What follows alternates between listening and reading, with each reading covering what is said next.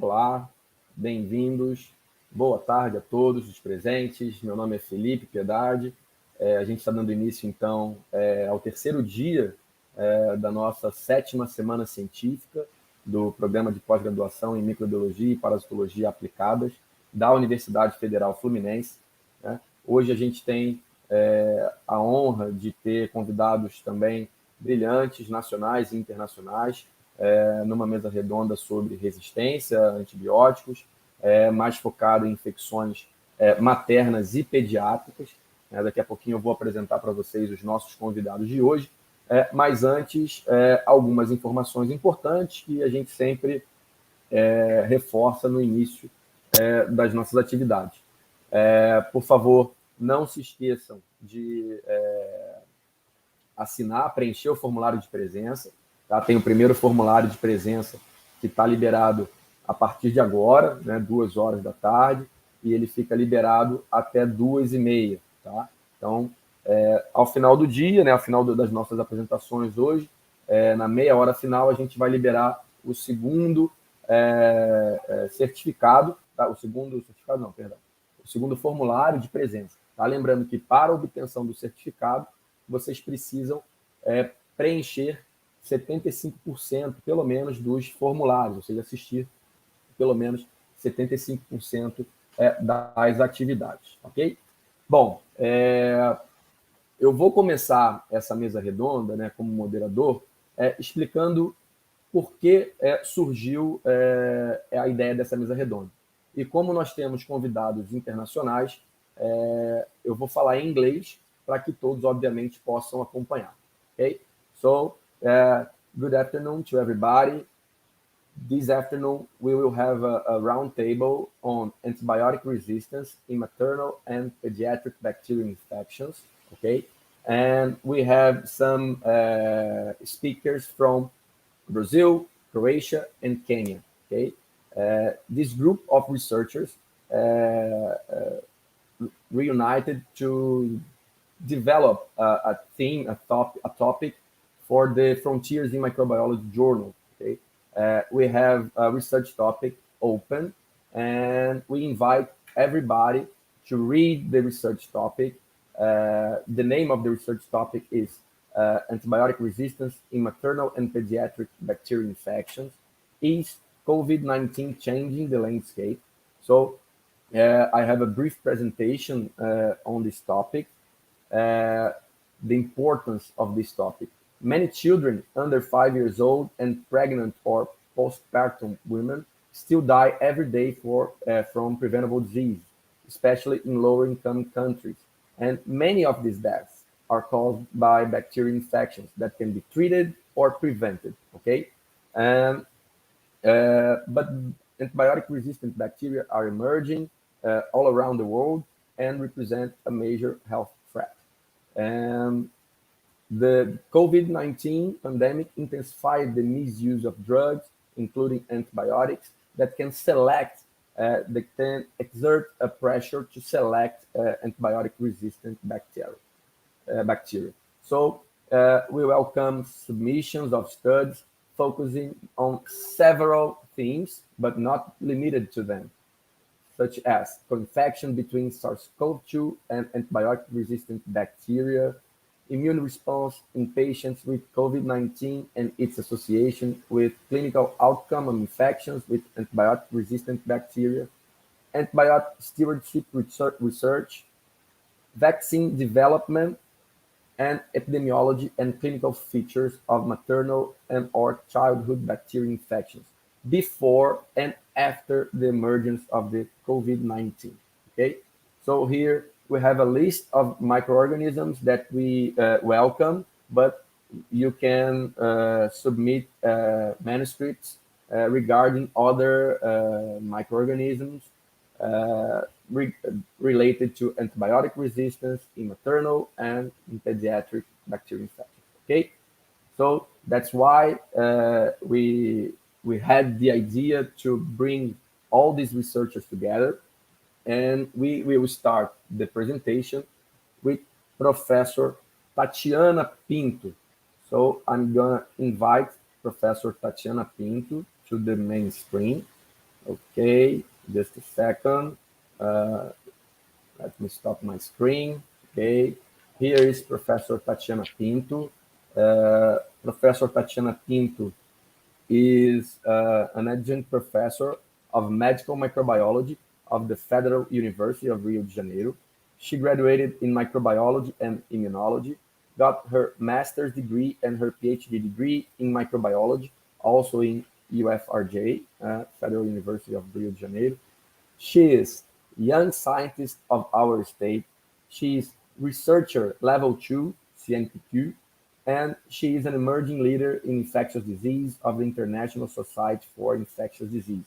She is also a member of the scientific committee of the ASM Microbe, a very important conference in our field, and of the International Symposium on Streptococcus agalactiae disease. She also coordinates several initiatives for scientific outreach, and she has experience on applied microbiology, especially with methods for molecular characterization of gram-positive cocci. So, Tatiana, thank you for accepting our invitation. The audience is yours. Thank you, Felipe. Good afternoon, everybody. Thank you for inviting me to, well, first to join the topic in frontiers, and also to join this roundtable in this event. So I will also talk in English, so our international guests can also follow the presentation. Actually, I wanted to talk in Croatian, but I didn't practice too much, so English is the way. I will share my screen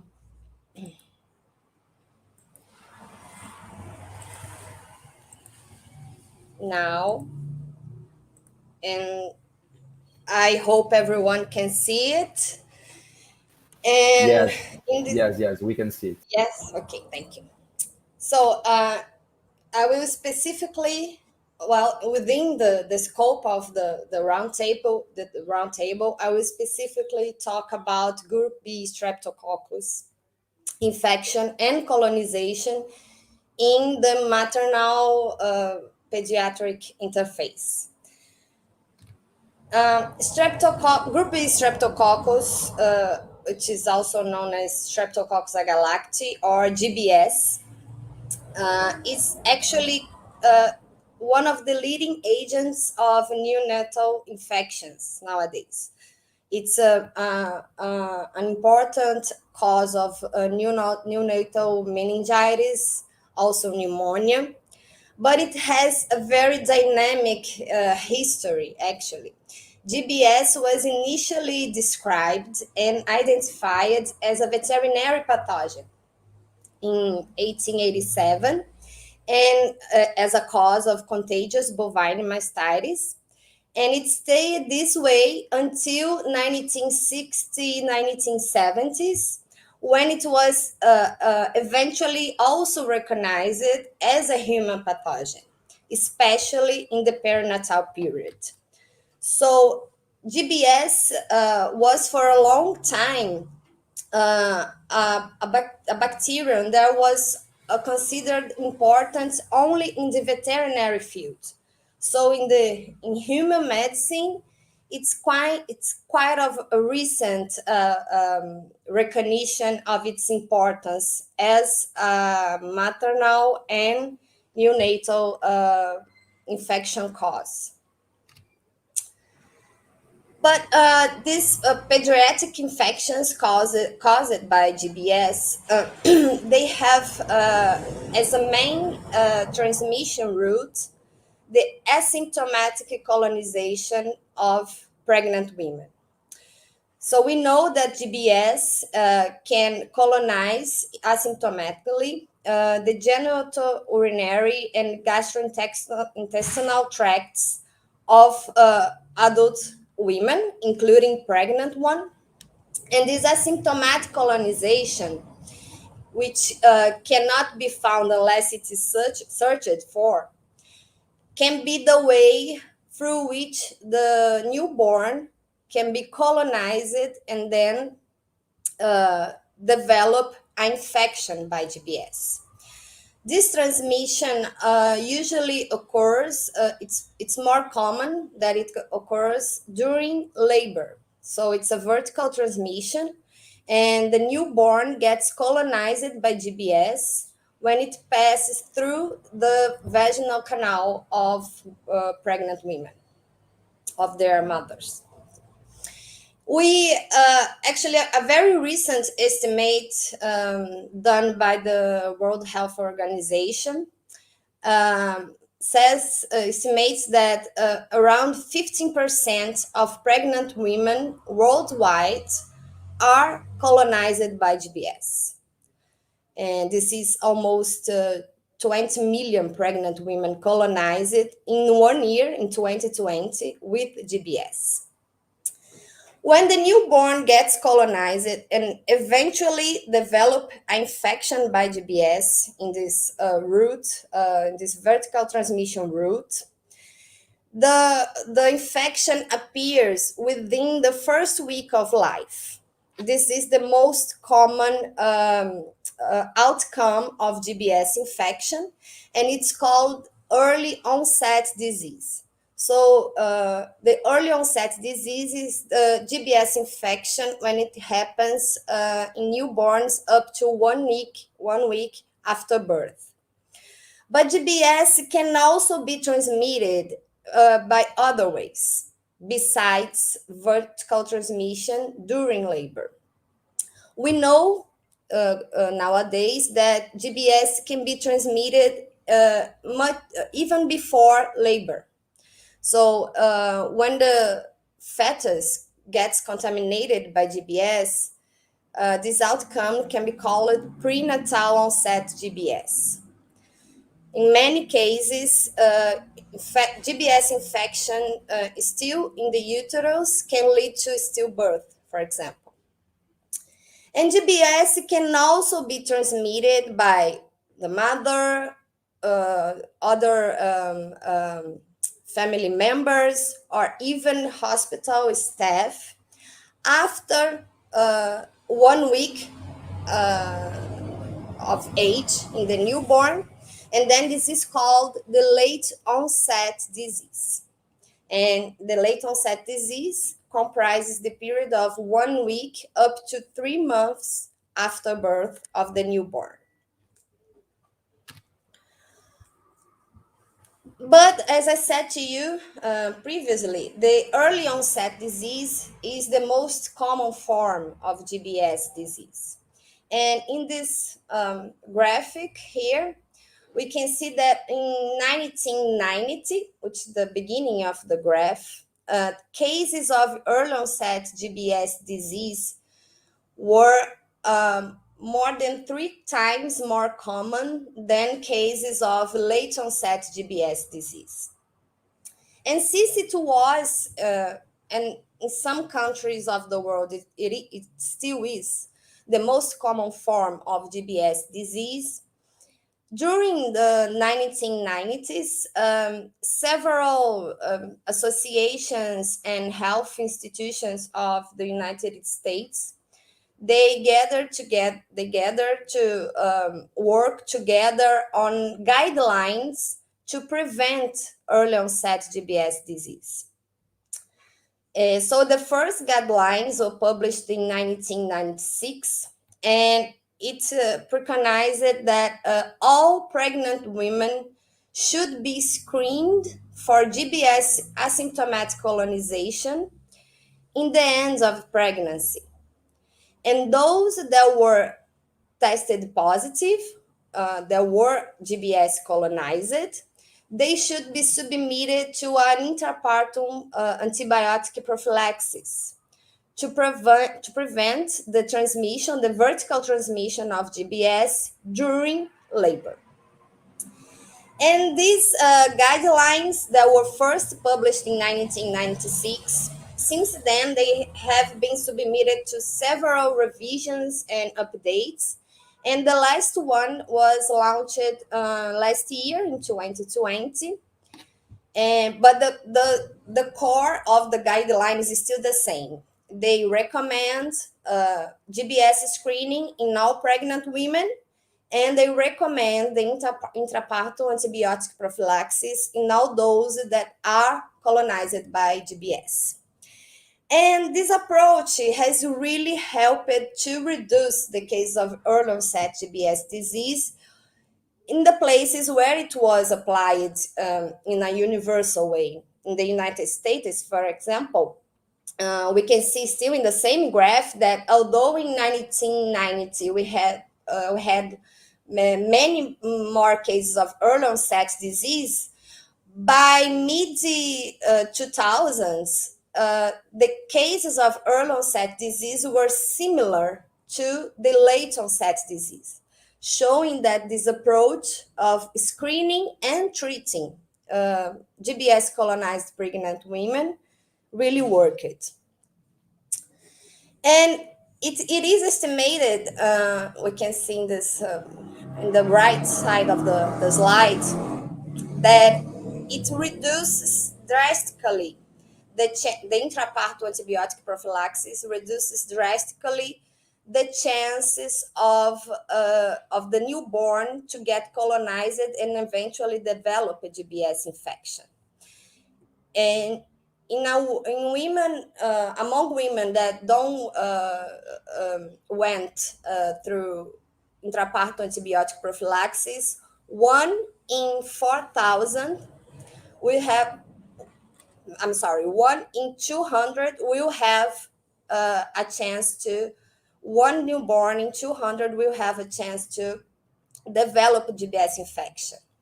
And when we apply the intrapartum antibiotic prophylaxis, these chances go to 1 newborn in 4,000. So it really works well.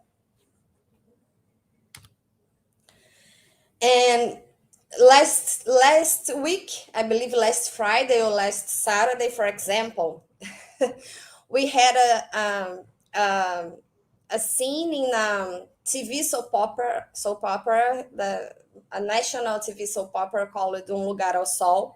I don't know if you guys follow. I don't. I just heard about this case and I thought it would fit perfectly into the theme, and I brought, because GBS is actually considered a silent threat.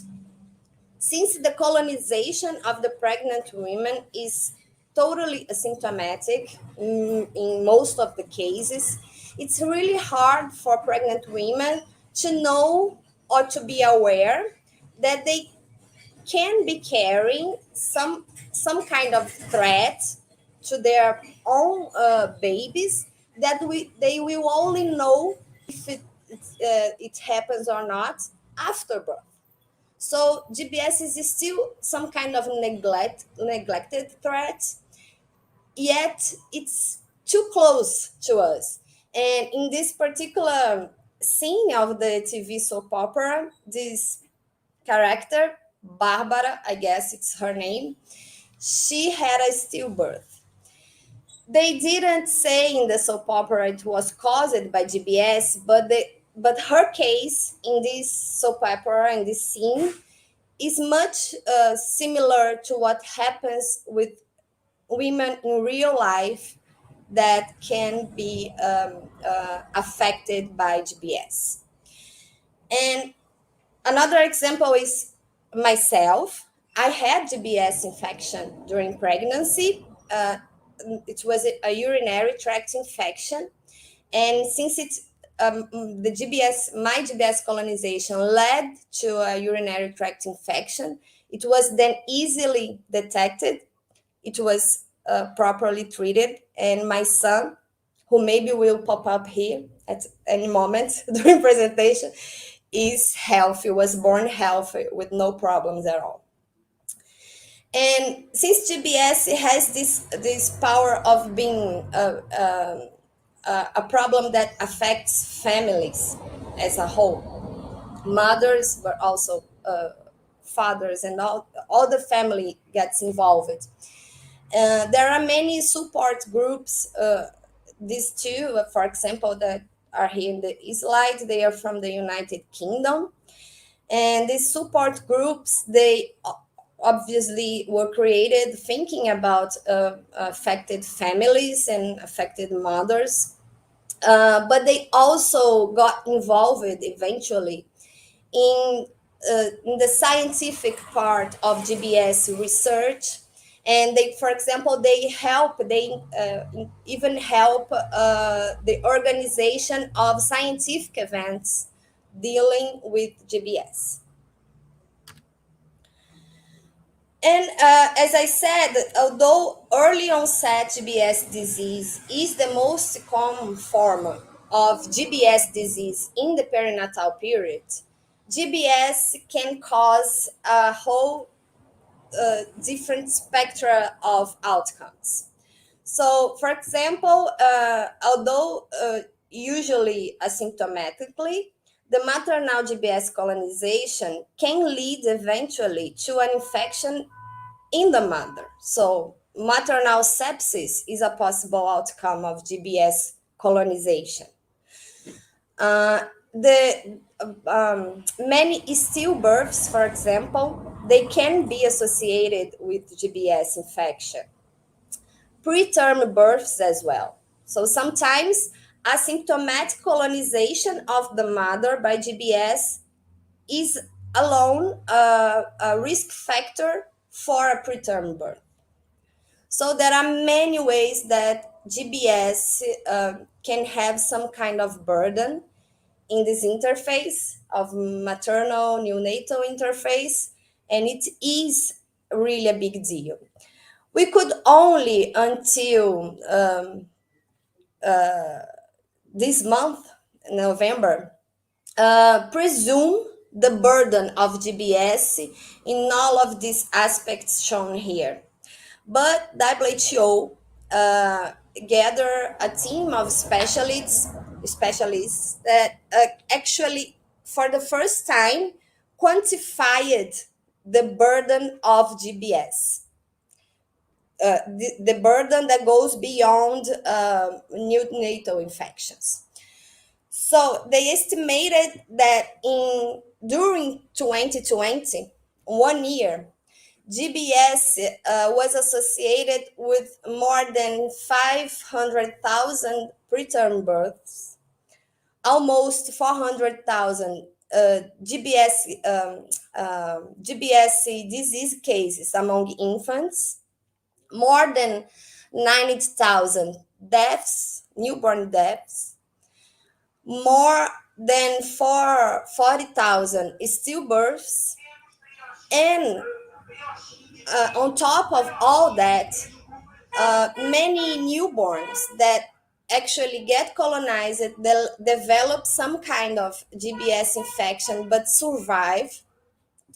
Many of them end up living with sequelae. So neurological impairments such as deafness, for example, they are common after GBS infection in newborns. And it's estimated that in 2020, only in 1 year, around 40,000 infants were living with some kind of neurological impairment after a GBS infection. So the burden is huge, and it is now quantified in numbers. But it's not equally distributed around the world. As with many other infectious disease, GBS disease is the burden of GBS disease is more concentrated in low and middle income countries. So especially in the south part of the world. Especially if we consider deaths, neonatal deaths, and stillbirth cases, we can see that the countries such as those in some countries in Europe and the United States, where the screening of pregnant women and also the application of the intrapartum antibiotic prophylaxis work very well in a universal way, they have managed to they have managed to prevent in an efficient way and reduce the numbers of early onset GBS disease. But the other ways where GBS can cause any kind of burden, such as the in utero transmission or transmission after 1 week after birth, it cannot be prevented by the intrapartum antibiotic prophylaxis. And these cases still happen, and nowadays they represent the majority of GBS infections in high-income countries. But in low and middle-income countries, we still have a huge burden of early onset GBS disease. And this is mainly because, well, we are all of these countries are aware of the guidelines to screen all pregnant women and the effectivity of applying intrapartum antibiotic prophylaxis for those that are colonized. But both process, both screening and the prophylaxis itself, they are, for some countries, too expensive to be implemented in a universal way.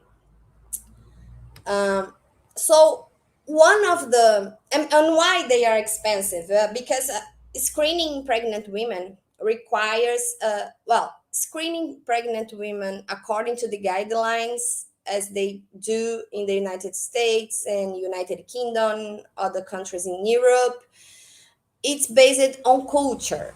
So usually it's a vaginal and anal swab that is collected from the pregnant women, and the swab is then cultured onto blood agar plates, because GBS is considered a fastidious bacterium and it requires blood agar plates to grow in vitro.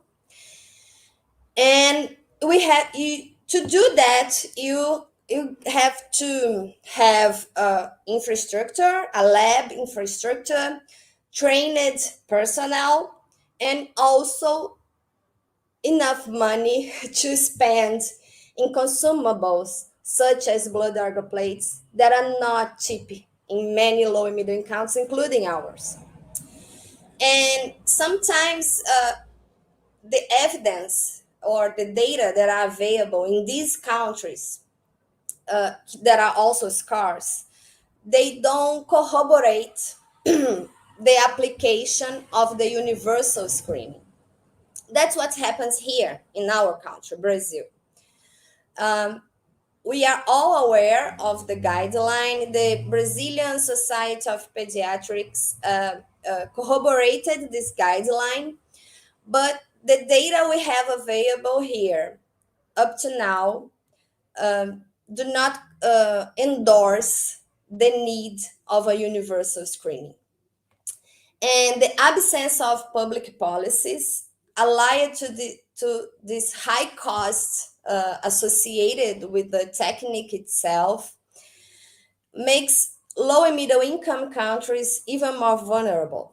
So an alternative way would be to have some kind of an alternative approach that could make the process of screening pregnant women cheaper and more accessible.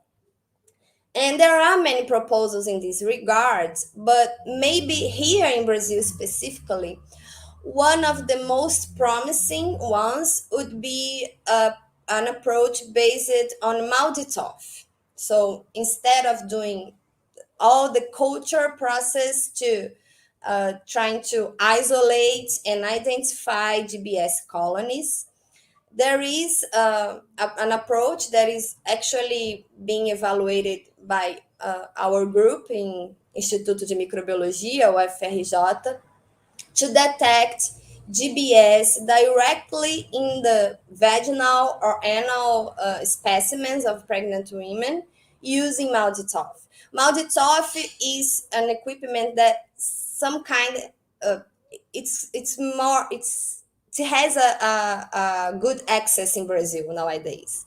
Many clinical labs have Maltstaf nowadays, and it would be in medium or long term much cheaper than the culture-based approach.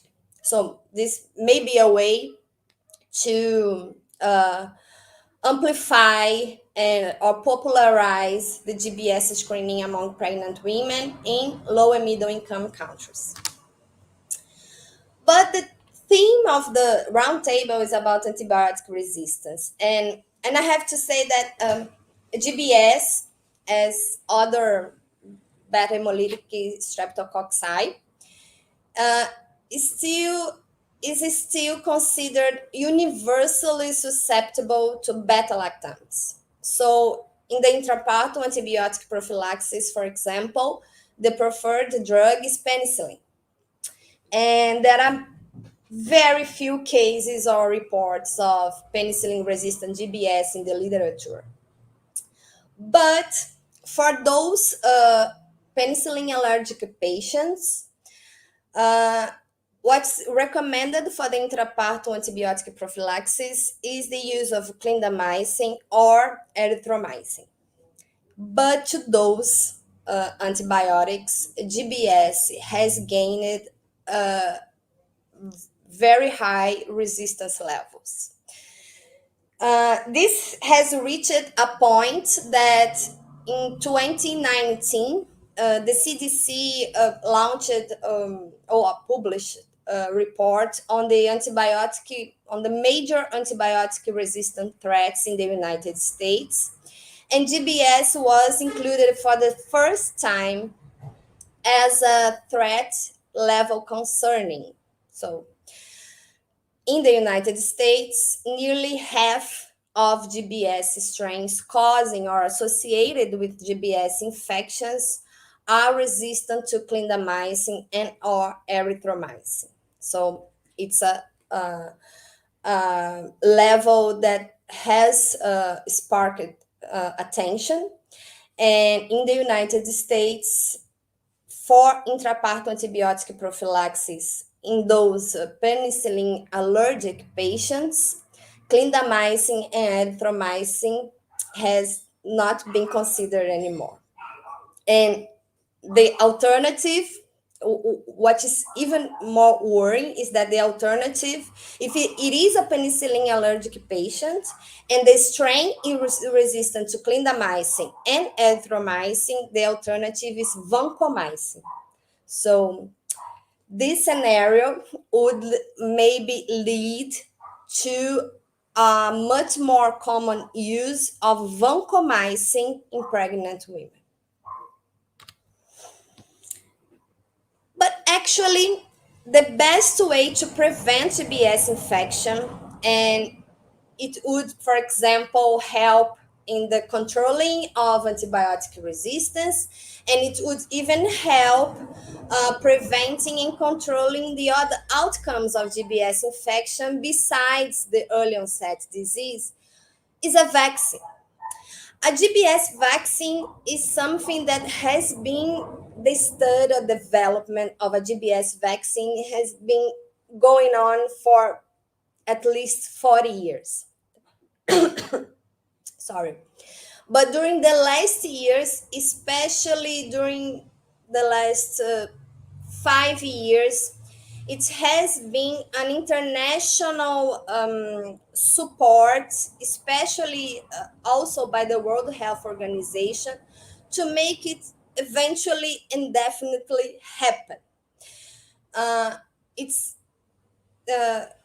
Since GBS is one of the leading agents of neonatal meningitis, GBS is one of the bacteria that is included in a roadmap also designed by WHO to defeat meningitis by 2030. In this global roadmap, 4 bacteria were included: Streptococcus pneumoniae, Haemophilus influenza, Neisseria meningitis, and Streptococcus agalacti. For the first 3, there are vaccines available and licensed for use already. The only one that has not yet is the GBS.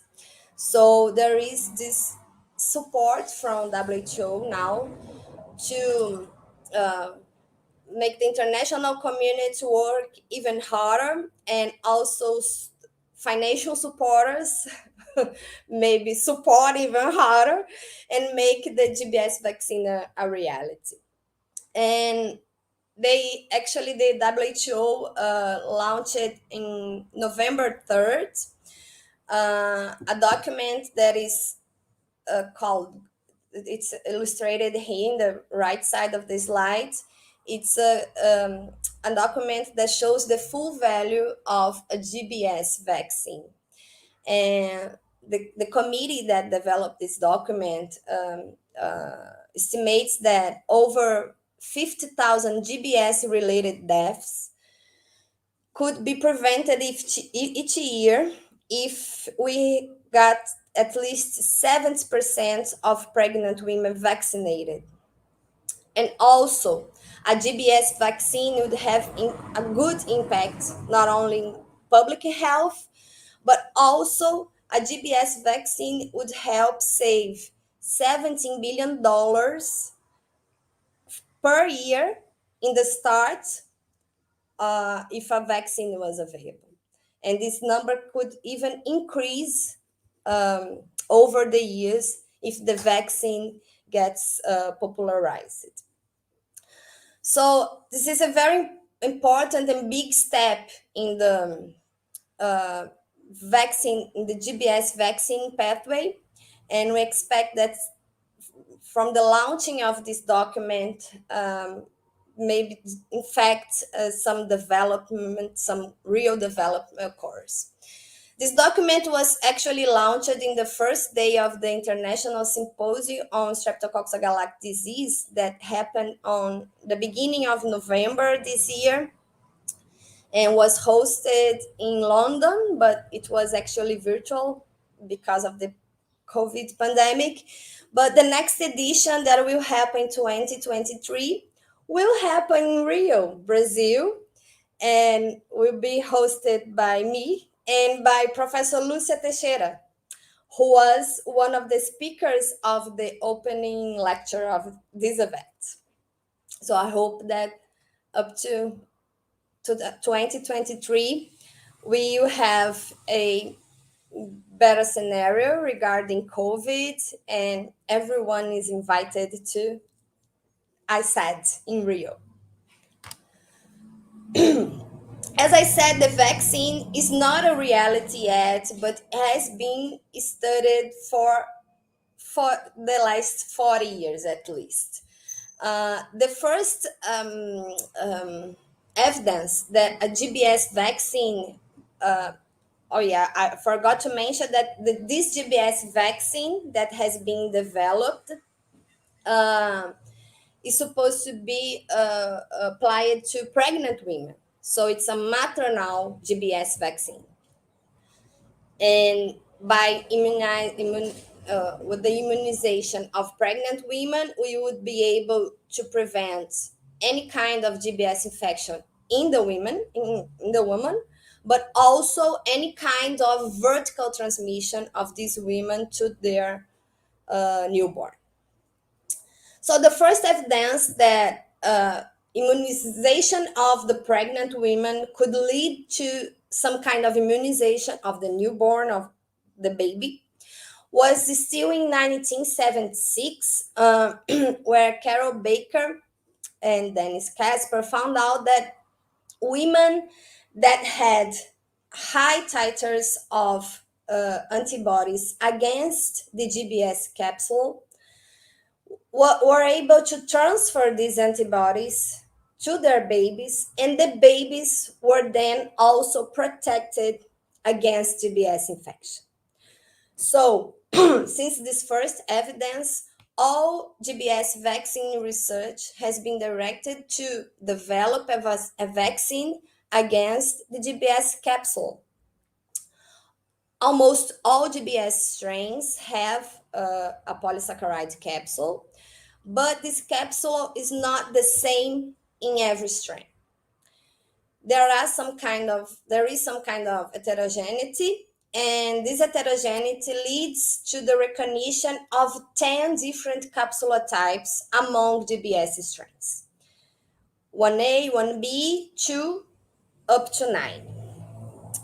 But although there are 10 capsula types described, we know by data available by now that there are 5 to 6 capsula types that are the most frequent and most predominant in colonization and infection cases as well. So 1A, 1B, 2, 3, 4, and 5 are by far the most common capsula types found in GBS strains worldwide. And this is just to illustrate this clock is some kind of and also the phrase time to act, they are some kind of trademark of this WHO report on the GBS, on the value of GBS vaccines. And here, the right side of the slide, it's a real testimonial of a mother that was affected by that had a baby affected by GBS infection. And also parents, as I said before, parents always very interested and always very engaged in contributing to any kind of document or event, or even a scientific event that deals with GBS, because they have suffered it and they know the importance of, for example, a GBS vaccine to be true. But what do we know about GBS in Brazil? I told you before that we have very scarce data on GBS in low and middle income countries general, but it's true also in Brazil. We don't have, especially because Brazil is this big continental dimension country and has so many disparities between different regions, but we do have very good data from Rio. And data we have from Rio de Janeiro is actually the outcome and results of a collaboration that our Instituto de Microbiologia, has with the teaching maternity, a maternidade escola of UFRJ. So this collaboration has been going on since 2008, so more than 10 years of collaboration by now. And the teaching maternity of UFRJ is in Rio de Janeiro, as far as I know, one of the only places where universal GBS screening of pregnant women is in fact applied. So all pregnant women that are doing prenatal care in the teaching maternity go through the GBS screening at the end of pregnancy. And this screening is done in collaboration with our laboratory, because the teaching maternity doesn't have the lab infrastructure to do that there. So this is a very good example of the lack of infrastructure, as that I mentioned before, that sometimes is one of the reasons why universal screening and intrapartum antibiotic prophylaxis is not done in low and middle income countries. So in the teaching maternity, it is possible because we have this collaboration, and we do so they collect the swabs, vaginal and anal swabs from pregnant women. They send to our lab, and we do the isolation and identification of GBS. And then we report the results to the maternity, and the maternity decides on the best clinical management of the patients. So since we have then a high quantity and quality data on pregnant women attended at this maternity in Rio, and we can say that GBS colonization rates in Rio de Janeiro are between 20 and 30%. So between 20 and 30% of pregnant women that are attended in the teaching maternity are colonized by GBS. This is a little bit higher than the world mean colonization rate. I don't know if you guys remember, but I mentioned that according to an estimate by the WHO, 15% of pregnant women worldwide are colonized by GBS. So in our setting, this rate is a little bit higher than the worldwide mean. However, we don't see in these pregnant women those high rates of resistance to erythromycin, clindamycin yet. We have actually very low rates in Rio, only up to 3% of strains resistant to clindamycin and up to 15% of strains resistant to erythromycin. Also, we also know that we have a major role of serotype 1A in these patients. So we can see that in terms of distribution of capsular types, our setting is very similar to what has been detected in other places of the world, with the major role of type 1A. However, this are, as I said to you, data from Rio de Janeiro. So it's one city in one state in one region of this big country. And one study that was conducted here in Brazil showed that we do have differences on the distribution of capsular types according to the macro region. So depending on the region of the country, north, northeast, for example, we have a much more important role of type 1B, for example, than we have that if we compare with the Midwest region or with the South region, for example. So depending on the region of the country, we will probably see differences in these epidemiological markers among GBS strains. However, and I wanted to include in this presentation what we have achieved so far and also some of the next challenge in GBS research. And GBS really goes beyond maternal and neonatal interface. Since the 90s, for example, we have been observing a huge increase in the number of GBS infections among non-pregnant adults. And of course, these are adults that are mostly immunocompromised somehow or elderly, but also healthy adults. We have also seen increasing evidence of the presence of GBS in semen, for example. There is a possibility that is not approved yet that GBS can also be transmitted, for example, sexually. That would be also another challenge to meet. I also told you that GBS actually was for a long time considered as a veterinary pathogen. And we have today also the clear concept of One Health and the importance of this concept to human health.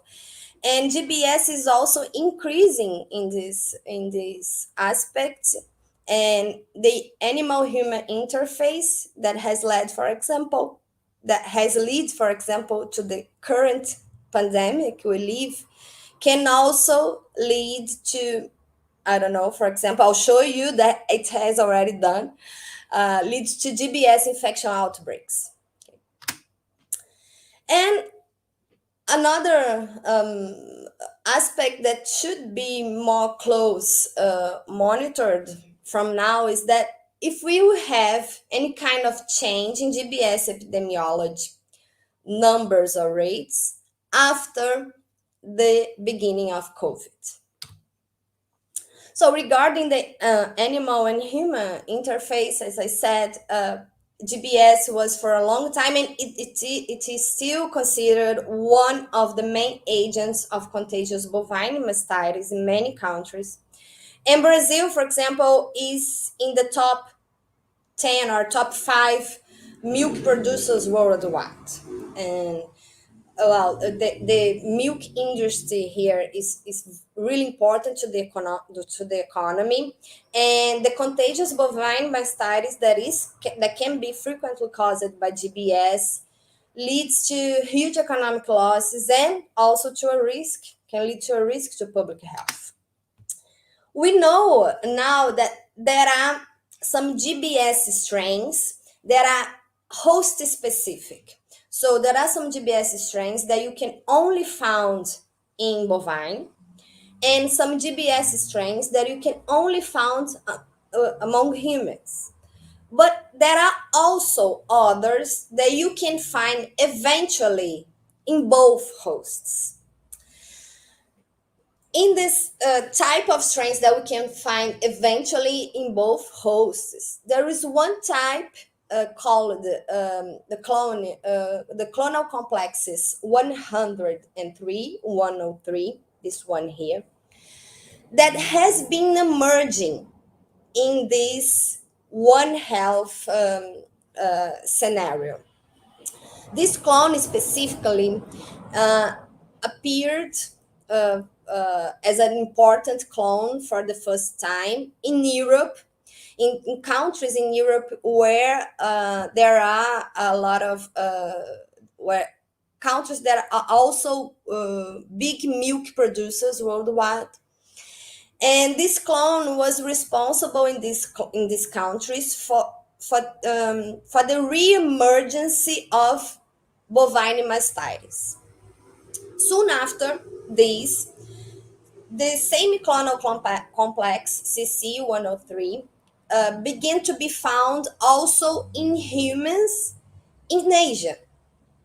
And then it started to pop up in many other places around the world, both in bovine and human strains. So this is considered kind of a newly detected, at least. It's not novel, probably not, but it was only recently detected clonal complex that has the potential to do this maybe a zoonotic or anthropozoonotic transmission. And although we have clones that can be found in both hosts, but we don't know. Tatiana, 5 more minutes, okay? 5 more minutes, okay? 5 more? Tá 5 no more finalzinho. Yeah. Okay. I mean, sorry. No But worries, we do have actually a case of foodborne outbreak by GBS that was caused by the consumption of raw fish contaminated with GBS in Singapore. So it happened in 2015. It was maybe one of the first big foodborne outbreaks associated with GBS. People that were infected by this contaminated raw fish developed meningitis, many died. So it was a really serious outbreak that was associated with fish contaminated by GBS. And the last thing that I wanted to bring here as a possible next challenge is what happens to GBS after COVID. So many studies have been showing that other bacteria that are actually mainly transmitted as a respiratory pathogen, so Streptococcus pneumoniae, Haemophilus influenza, Neisseria meningococcus, They are all respiratory bacterial pathogens. And since the COVID led to people to some kind of, to mitigate the pandemic, we have been using social distancing, hygiene practice, and all these movements have also led to a decrease in the transmission and occurrence of bacterial respiratory pathogens. And these three are an example. And you can see here in this, in these graphs, this is a very interesting project. It's the IRIS project, Invasive Respiratory Infection Surveillance. You can access all these graphs and all this data in the PubMLST website. The IRIS project is hosted there, so I won't take too long here. But the thing is that 2021, which are always the red line in the graphs, shows that infections by pneumococcus, meningococcus, and Haemophilus are much lower than the previous years. And this is not what the same project has observing with Streptococcus agalactiae. So with GBS, what has been happening in 2021, the red line here again, follows exactly the same thing that has been detected in previous years, which would be obvious because GBS is not a respiratory pathogen as pneumococcus, for example. But it's some kind of disagree with what we have been observing in Rio de Janeiro specifically. We have actually seen the colonization rates among pregnant women dropping for the last few years, especially beginning in 2015.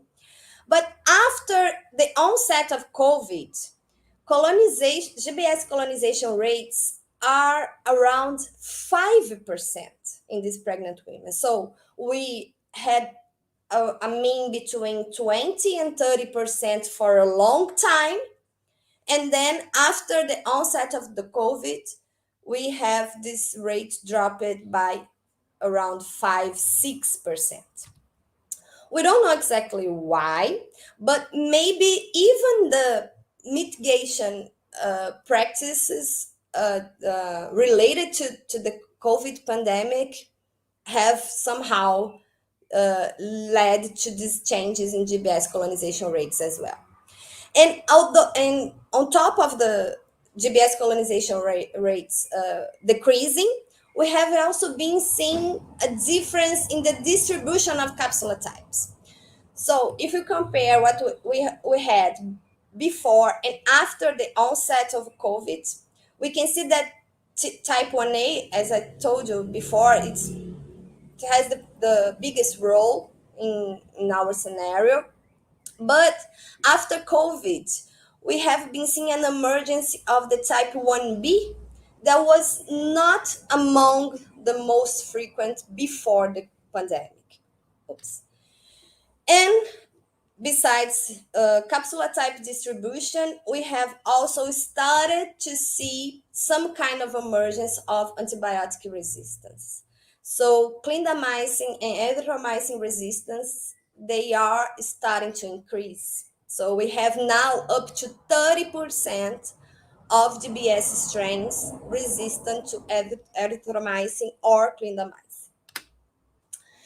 And that's it. Thank you. I'll be happy to take any questions. Sorry if I passed the time, Felipe. No worries, Professor Tatiana. Thank you for your very relevant presentation. Now we will move on to Christina's presentation, and after all presentations, we can discuss, okay, at the end. Great. Okay. See you soon. Thank you again. Yeah. Okay, now I'm going to invite Professor Christina. Okay. Hi, Dr. Christina. How are you? Hi, Felipe. How are you? Fine, thank you. Can you hear me? Thank you for. Yeah. It's a little low, the volume, but I can hear you. What's about now? Yes. Much better. Okay. Okay, cool. thank you for accepting our invitation. It's an honor for us having you here. I'm going to introduce you, and then you can share your screen, okay? Thanks. Okay. So, Dr. Christina Obiero is a medical doctor with a background in public health and is about to complete her PhD thesis at the University of Amsterdam in the Netherlands. Actually, have you already completed, or you are about? Because it's I'm supposed about to be in November. Yeah. Okay, cool. Some delays, yeah. She works at the Kenya Medical Research Institute, the Wellcome Trust Research Program.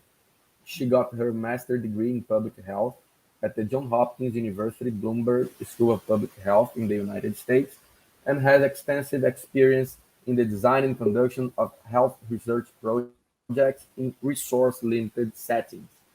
So thank you again, Dr. Christina.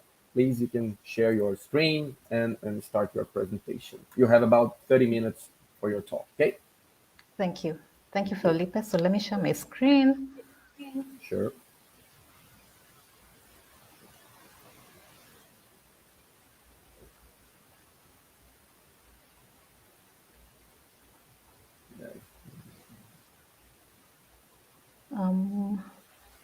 Yeah, you need to click on the link or full screen or window. You have to click to select the.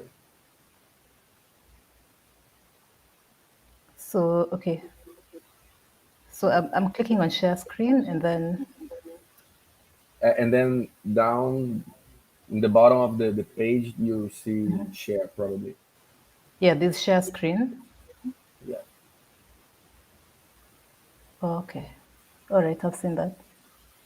Okay.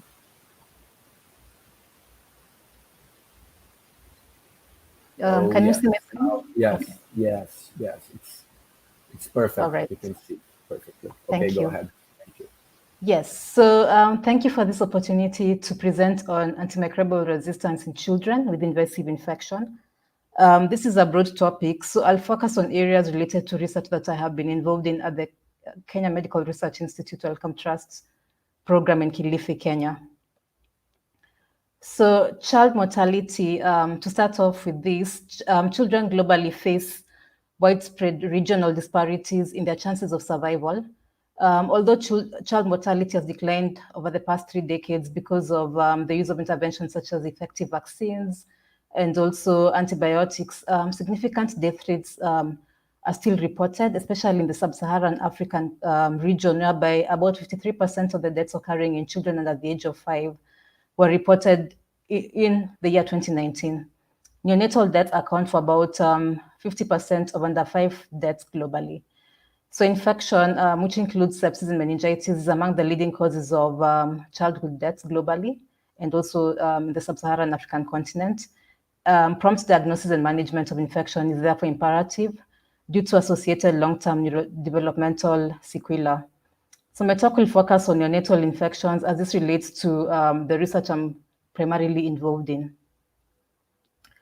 So when you look at causes of bacteremia or sepsis in children, particularly in the neonatal age group, there's a paucity of data on the causes of neonatal infection in developing countries. Most studies report bacterial etiologies based on culture findings, despite the limited sensitivity of this diagnostic test. So this table shows the results of a recently published meta-analysis and systematic review of available data from the sub-Saharan African region on the etiology of neonatal infections since 1980. And the quality of the scientific reporting in these studies was assessed using the STROB-NI checklist, which stands for the Strengthening the Reporting of Observational Studies in the Epidemiology for Newborn Infection. And this checklist aids in ensuring comparability of results obtained from different studies done in different settings.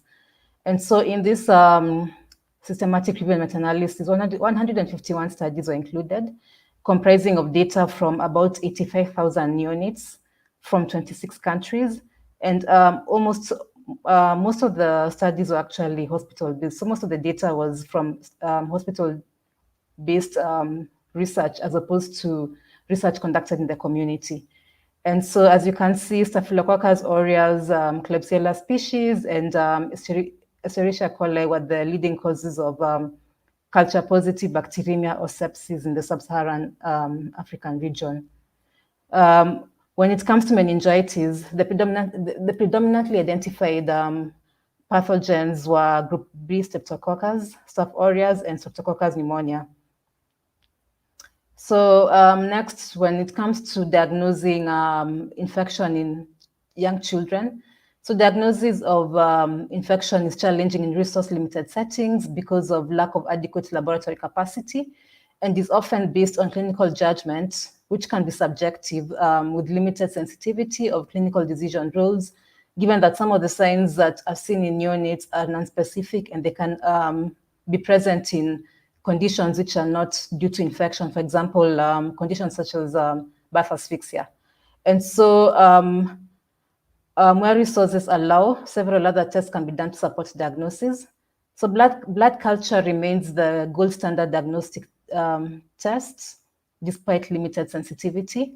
And factors affecting culture yield include small sample volumes in young children because of difficult venipuncture, and also the presence of inhibitory effects of intrapartum antimicrobials. We already talked about antimicrobials being given to mothers during around the intrapartum period to prevent the newborn from getting GBS. And then other things which can contribute to a low culture yield are transit bacteremia and also contamination. And so although multiple blood cultures have been shown to increase positivity rates in adults, these results have not been replicated in neonates. So other tests which can be done to support diagnosis in neonates include the use of biomarkers, the use of serological tests, and then also the use of molecular diagnostics. So this slide shows an example of the molecular tests that can be used to diagnose infection in neonates. However, these tests do not provide data on antimicrobial susceptibility, and therefore cultures remain very important in this regard. So next, we look at the management of neonatal infections. And as I've already mentioned, diagnosis of neonatal infections is mostly based on the presence of a set of clinical signs and symptoms in most public hospitals in low and middle income countries. So this slide shows an algorithm of on how neonates are who are suspected to have infection are managed following the Kenya National Pediatric Guidelines, which were adapted from the WHO guidelines. So empiric administration of antibiotics is recommended, and these are the broad-spectrum first-line antibiotics, most commonly penicillin and gentamicin. So these are recommended in neonates who present with either clinical signs and symptoms suggestive of infection, or neonates who have predisposing factors of infection, such as neonates whose mothers had intrapartum fever or chorioamnionitis. And so antibiotics are recommended and are given to these neonates because of the high risk of mortality that's associated with failure to treat. So when it comes to antimicrobial resistance in neonates, we see that as much as we are giving antibiotics to all these neonates who are coming with signs of infection or who have predisposing factors of infection, we have seen that liberal antimicrobial use is associated with selection of resistant microorganisms beyond the development of adverse clinical outcomes. And so in this recent systematic review and meta-analysis of data from the sub-Saharan Africa, resistance to WHO recommended antibiotics, that is beta-lactams and aminoglycosides, was reported. So resistance to beta-lactams was about 68%, and then that to aminoglycosides was at about 27%, a bit lower actually than for beta-lactams. And also what was seen in this analysis is that the resistance to antibiotics that have been classified by the WHO as either in the watch category or the reserve category was reported. And these antibiotics are not very commonly available in sub-Saharan Africa, particularly in the resource-limited settings because of cost issues. However, resistance to these antibiotics was actually identified. And so that raises a concern regarding antimicrobial resistance in this region. So the burden of antimicrobial resistance in sub-Saharan Africa is significant, and there's an urgent need to clarify an empiric antibiotic regimen with improved use in developing countries.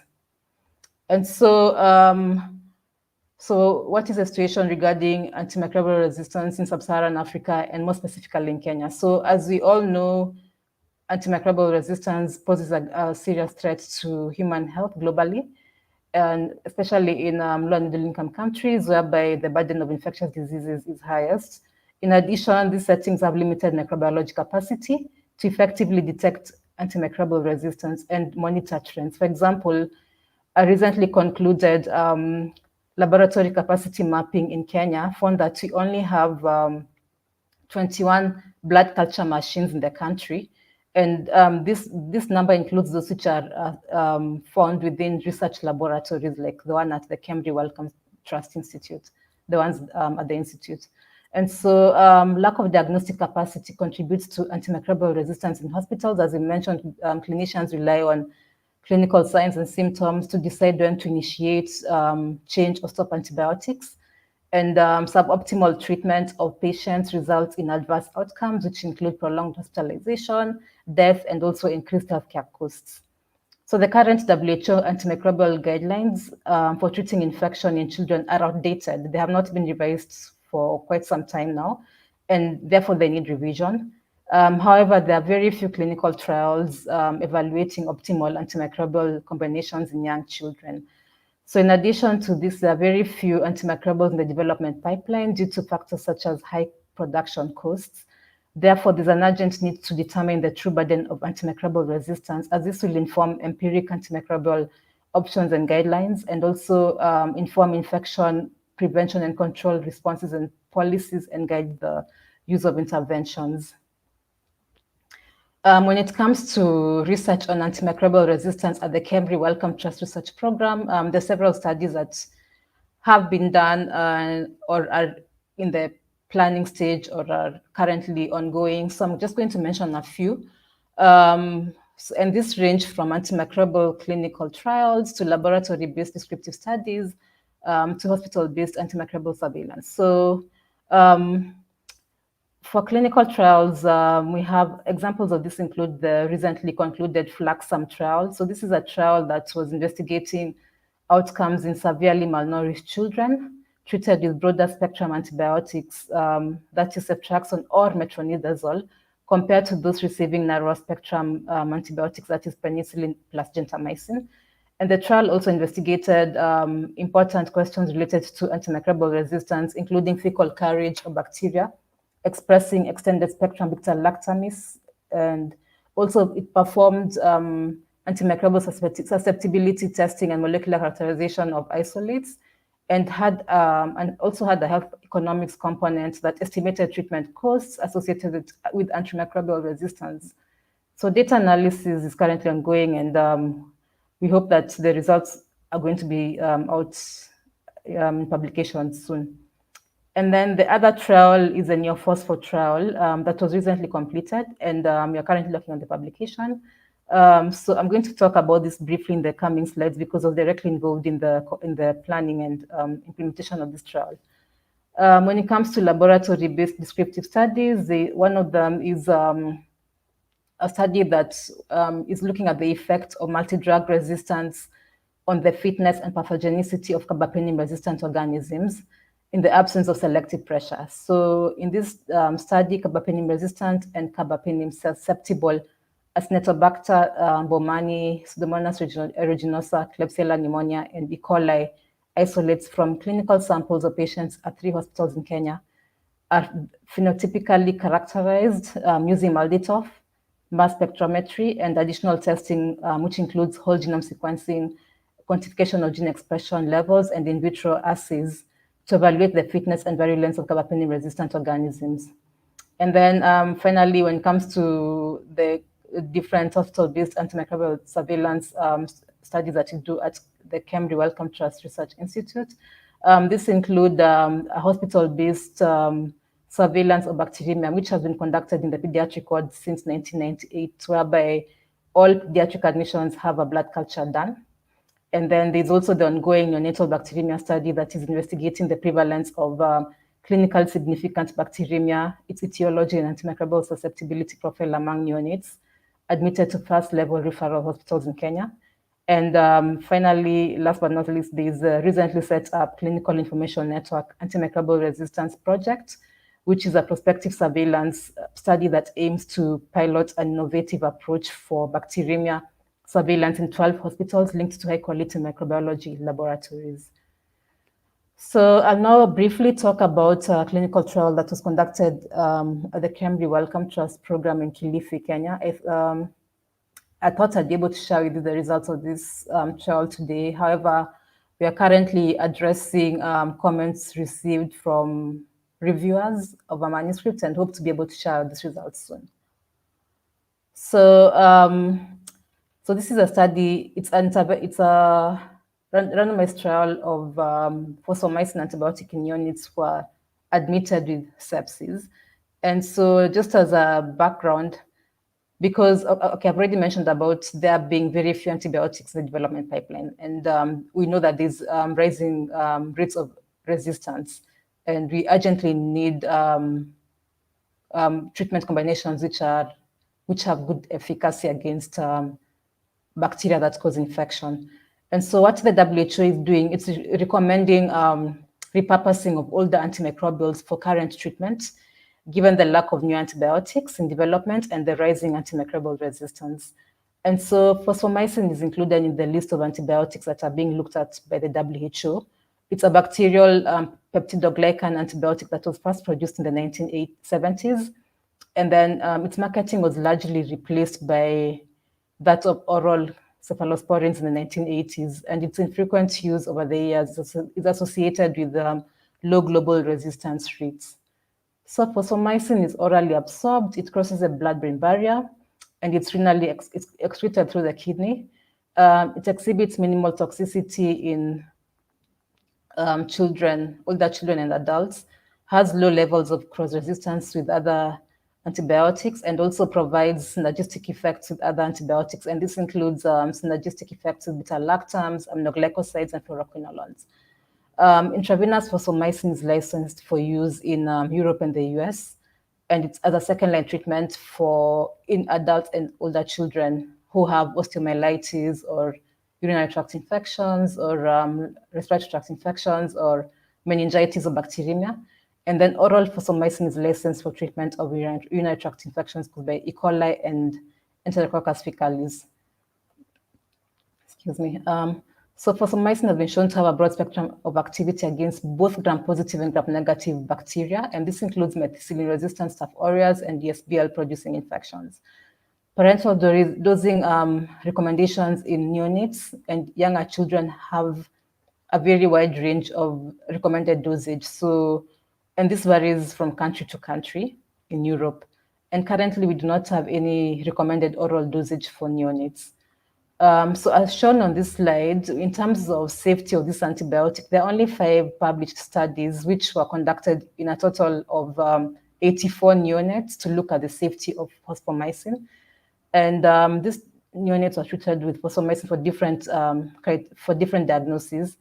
And what was found was that with parenteral fosfomycin, there are no deaths that were reported, and also there are no serious adverse events that were reported.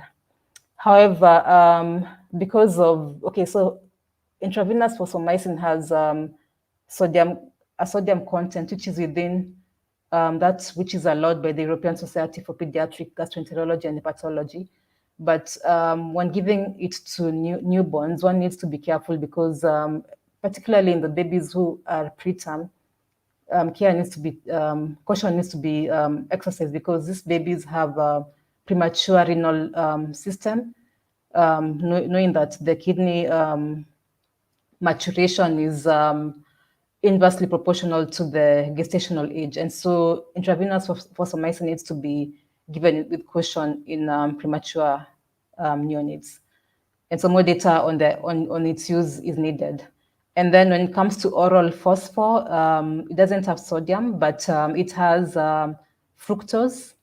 We don't have sufficient data on whether a fructose load can cause osmotic diarrhea in newborns. And so more data on that is needed before this drug can be recommended for use in newborns. And then when it comes to the pharmacokinetics of fosfomycin, so there's also limited data on this. There are very few studies, actually, just 4 which have been published and have reported on the elimination rates, minimum inhibitory concentrations, plasma binding, half-life, and also excretion of fosfomycin when given to newborns. And so there's a need for studies on the safety and pharmacokinetic profile of fosfomycin to provide robust evidence on the potential use of this antibiotic in future treatment regimens with better coverage of organisms causing infection in neonates. So we conducted an open label, randomized clinical trial to investigate the safety and PK of fosfomycin drug, both IV and oral, in neonates who are admitted with clinical sepsis. And this is just a flow diagram showing how we selected newborns into the study and up to the point where we randomized them to 2 arms of the trial and followed them up until study completion. And so newborns who fulfilled inclusion criteria, among them were weight above 1.5 kilos and then gestation above 34 weeks. These neonates were, all neonates were screened at admission, and then the ones who were eligible, their parents or their guardians were approached for consent, and the ones who consented to join were enrolled into the study and randomized to 2 arms. 1 arm received the standard of care antibiotics, which are the antibiotics which are recommended by the WHO. And first line, it's usually ampicillin and gentamicin. And then the other arm received the standard of care antibiotics plus fosfomycin on top of the usual antibiotics. And so, so this shows just the flow of events. And all neonates had blood samples for complete blood count taken at admission, 48 hours and 7 days for those who are still in the ward for safety assessment. And all neonates were reviewed daily by trained clinicians, and any adverse events were reported and managed until resolution. So all patients who are discharged home alive were followed up until day 28. And this just shows a summary of how we screened the babies at admission. We assessed for eligibility, and then the ones who were eligible, we obtained consent from their parent or their guardian and enrolled them into the study and randomized them. And then in terms of procedures, we had lab tests done at certain time points, and also for the ones who received fosfomycin on top of the standard of care antibiotics, had samples taken for PK assessment. The first 2 are taken after the first dose of IV fosfomycin, and then the second 2 PK samples are taken after the first dose of oral phosphor, which was about 48 hours. And then for the ones who were in the ward by day 7, had a 5th PK sample taken.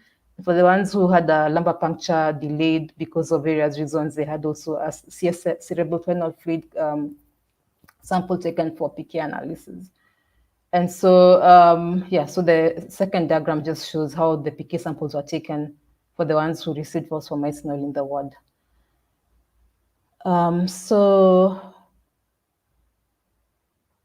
This slide shows participant flow. It shows a summary of the numbers that we screened and recruited into the study.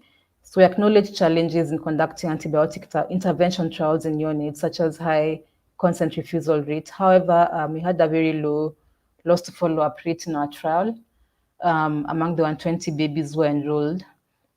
So we managed to randomize 59 newborns to the standard of care arm, and then 61 to the standard of care plus fosfomycin arm. And as mentioned, we are currently working towards revision of the manuscript based on peer review comments, and then hope that these results will be available to you soon. And that marks the end of my presentation, and I'd like to thank all those who are involved in the trial and in the work going on in Kilifi. Thank you.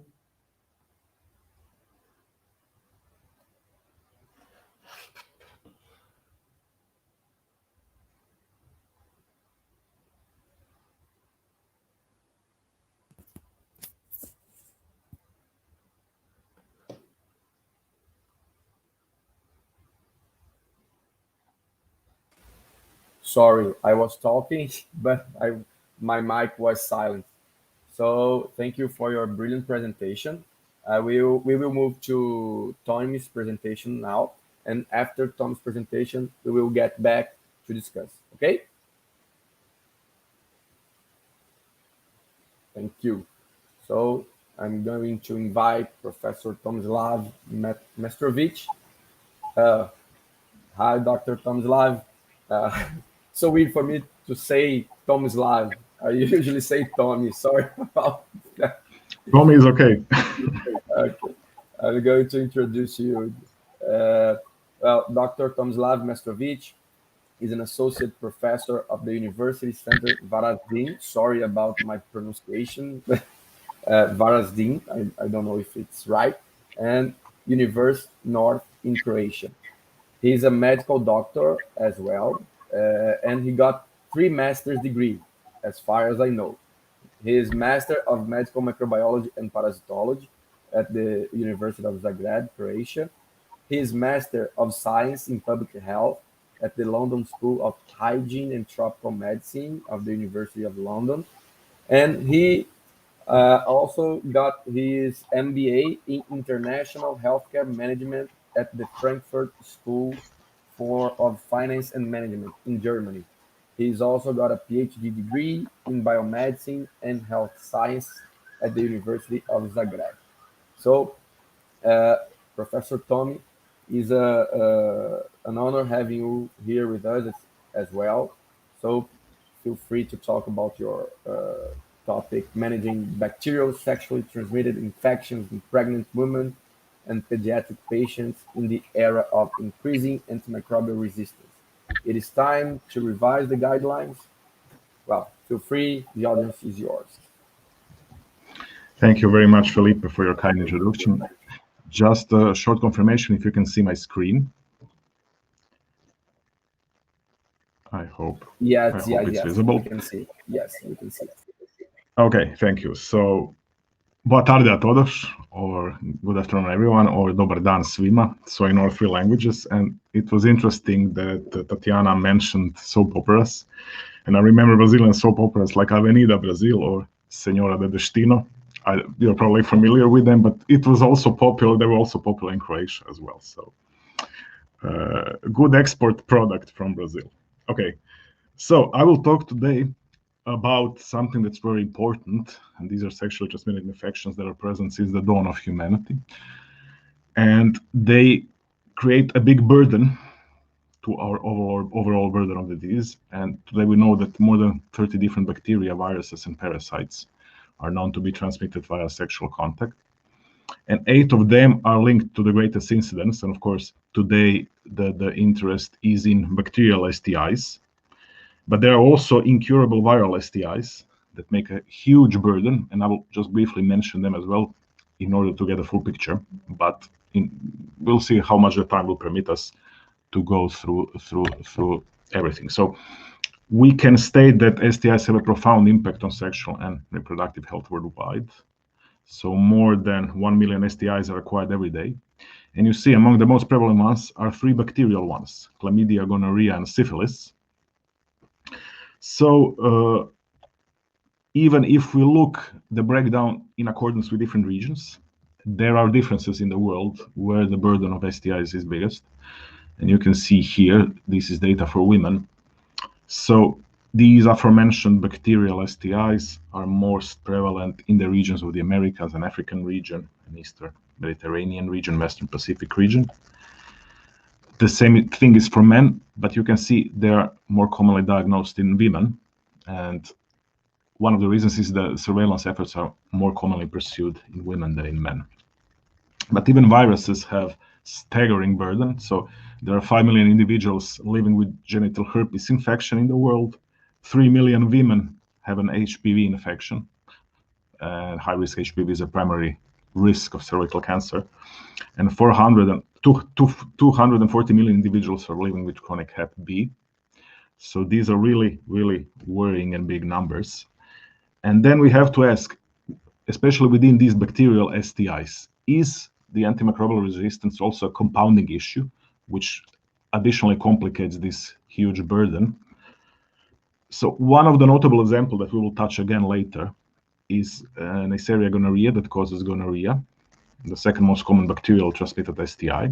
And you see, soon after we introduced sulfonamide antimicrobials to treat gonorrhea, 10 years later, they developed the resistance. Soon then, after we introduced penicillin, gonococcus developed the resistance. Then we had broad-spectrum fluoroquinolones. We thought this will solve the problem permanently. 2007, a lot of strains in the world developed resistance to fluoroquinolones. Then we turned to the third-generation cephalosporins give orally. Then it turned out it's not so good anymore after a couple of years. And now you will see the mainstay is intramuscular or parenteral administration of cephalosporins. So this antimicrobial resistance is a big problem. It's challenging the management and control of STIs. And the resistant patterns can occur naturally during time through genetic changes, but also due to overuse and misuse of antimicrobials. And one of the problems is syndromic management that's pursued in a large portions of the world where you don't have a laboratory infrastructure, and then you have to turn just to symptom recognition and then empiric treatment. This can also generate the resistance. So the objective of monitoring antimicrobial resistance to obtain data necessary for developing guidelines is what we need for steadfast treatment, and also to detect newly emerging resistance that can always happen with bacterial pathogens.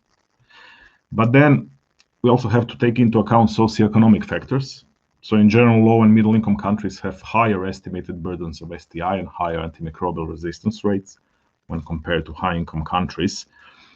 But comparing income and STI burden by region can also be challenging because income can vary substantially across countries within a given region. And the notable example is Americas that include two relatively wealthy countries, Canada and United States.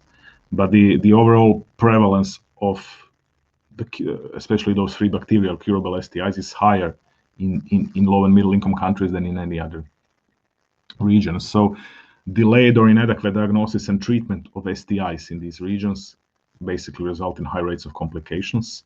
And this turns to the inadequacies in health service provision and healthcare seeking, which is then translated to high rates of STIs. And also sociocultural, economic, and political contexts are affected by sexual behaviors, and then this contributes and compounds the issue of STI burden.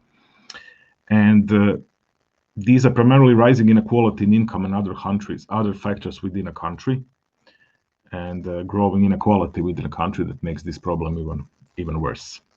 And when we talk about screening for STIs in pregnancy, which is also one of the areas of concern of our today's meeting, so not all of STIs have the same precedence for screening purposes.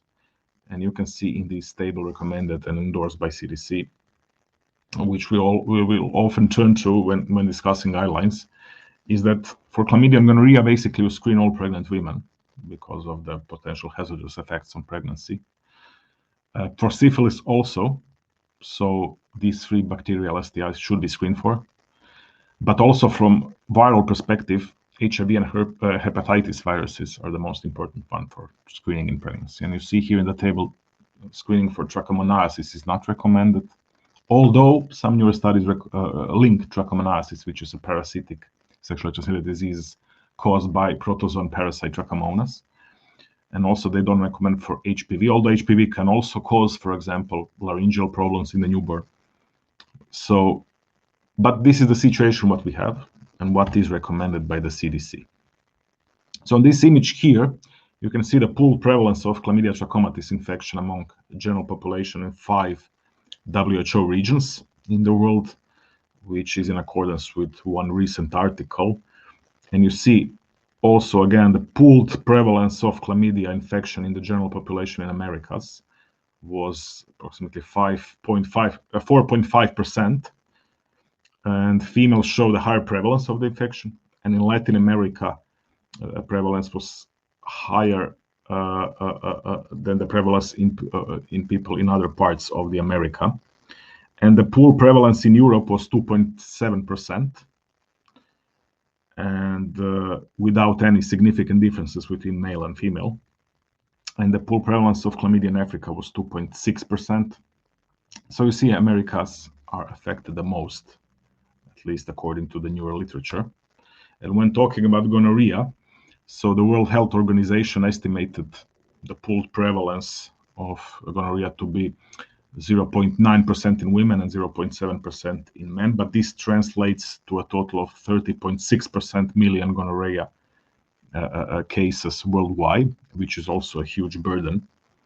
And also we can see the differences in percentages across different regions. So why are these pathogens so important in pregnancy? For example, for chlamydia trachomatis, it is already now very well established that the presence of chlamydia during pregnancy can be linked to several types of complications, such as premature rupture of membranes, preterm labor, preterm birth, low birth weight of the newborn, but also intrauterine growth retardation and postpartum inflammation of the uterus or endometritis.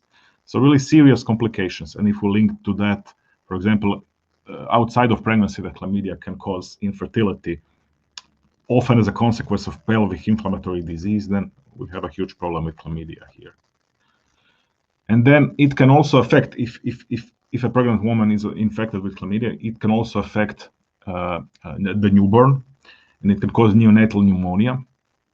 So of all newborns infected by the mother, 10 to 20% develop the pneumonia several weeks after birth, which is a huge number. And the symptoms can be quite severe, like striking tachypnea or fast breathing, characteristical cough that is paroxysmal, that is protracted, high levels of eosinophils, and there can be a huge consolidation of lungs seen on the X-ray. And all of this can be really hazardous to the neonates. Also, a big problem is gonorrhea. So during pregnancy, gonorrhea is not linked so much like chlamydia to these adverse effects like premature rupture of the membranes, intrauterine growth. It can affect even in utero the newborn, but it can especially affect the newborn during birth, when during vaginal delivery, while the baby is passing through the vaginal canal. It gets infected with gonorrhea, and then a special type of conjunctivitis develops, which can include serious symptoms. Okay, it can be presented with an eye pain, redness, a purulent discharge, but the organism, the gonococcus, can cause permanent injury to the eye very quickly. So this is where we need to recognize the disease and treat promptly, because blindness due to neonatal gonorrhea and this type of bilateral conjunctivitis is a serious problem in developing countries. Okay, it's not common anymore in many countries that we live, but on a global scale, this is a huge problem and a huge burden, and this is something that has to be recognized quickly and dealt with quickly. And all unmonitored births are still highly at risk. So what is important to state that chlamydial and gonococcal infections in women are largely asymptomatic, and that's why we need to screen, especially populations at risk, because we know that women that have asymptomatic, untreated STI due to chlamydia and gonorrhea can have more than 3 times higher risk of a preterm delivery in comparison to those, for example, where the disease was recognized and then treated accordingly.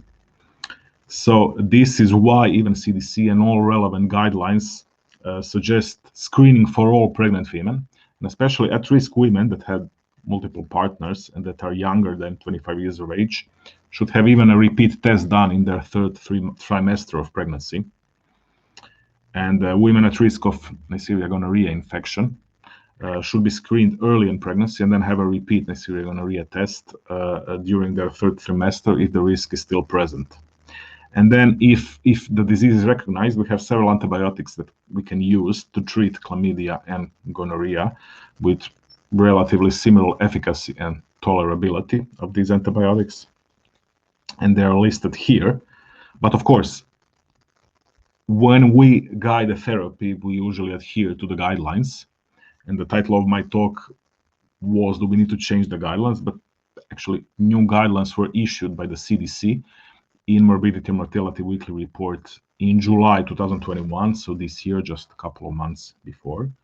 So these are really pertinent guidelines, and we will see where we have to steer our attention. But a lot of guidelines regarding the treatment can be found here, and we can adhere to that quite, how to state, without any worry that we will make a wrong move. So this is what CDC guidelines recommend to treat chlamydia in pregnancy and in neonates. So this is a single dose of azithromycin as the first-line treatment for chlamydia in pregnancy. An alternative regimen is usually listed as amoxicillin or erythromycin. But the first line should always be azithromycin, because some research states that it can also have beneficial effects in preventing adverse pregnancy outcomes by suppressing tumor necrosis factor alpha, which has been implicated as an accomplice in preterm labor.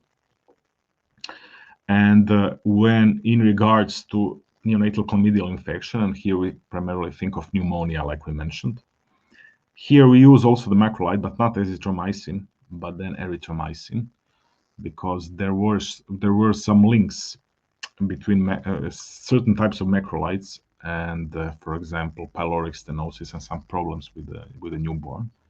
But for erythromycin, this risk is lower, so this is what we usually recommend and what CDC recommends to treat chlamydia in the newborn. When regards to gonorrhea, so dual therapy for gonococcal infection was a mainstay before, to use both ceftriaxone and azithromycin, and this was highly recommended in previous guidelines. But now we only, and CDC guidelines only recommend ceftriaxone, because we have concerns that this dual therapy can have potential harm to the microbiome, and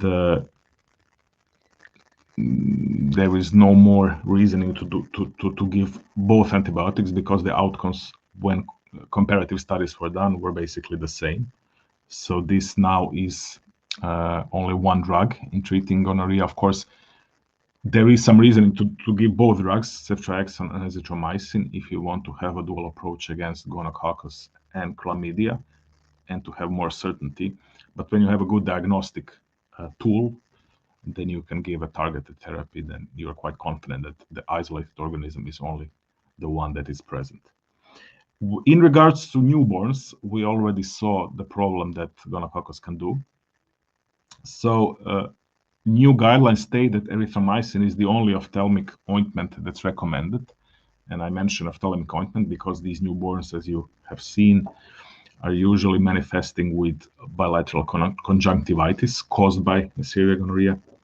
And before, in the guidelines, there was some mentioning of silver nitrate and tetracyclines given as ointments, or, for example, drops of gentamicin. But they are too toxic. They're not recommended anymore. Bezitracin was found to be ineffective. And, for example, iodine was found not to be so effective. So erythromycin as an ointment is what is recommended for gonorrhea if you have conjunctivitis. And we can compare that to azithromycin as a drug of choice for chlamydia in neonates. So quite similar here. So where is the issue with resistance in bacterial pathogens? So for chlamydia, we are lucky that we don't have a relevant issue with resistance.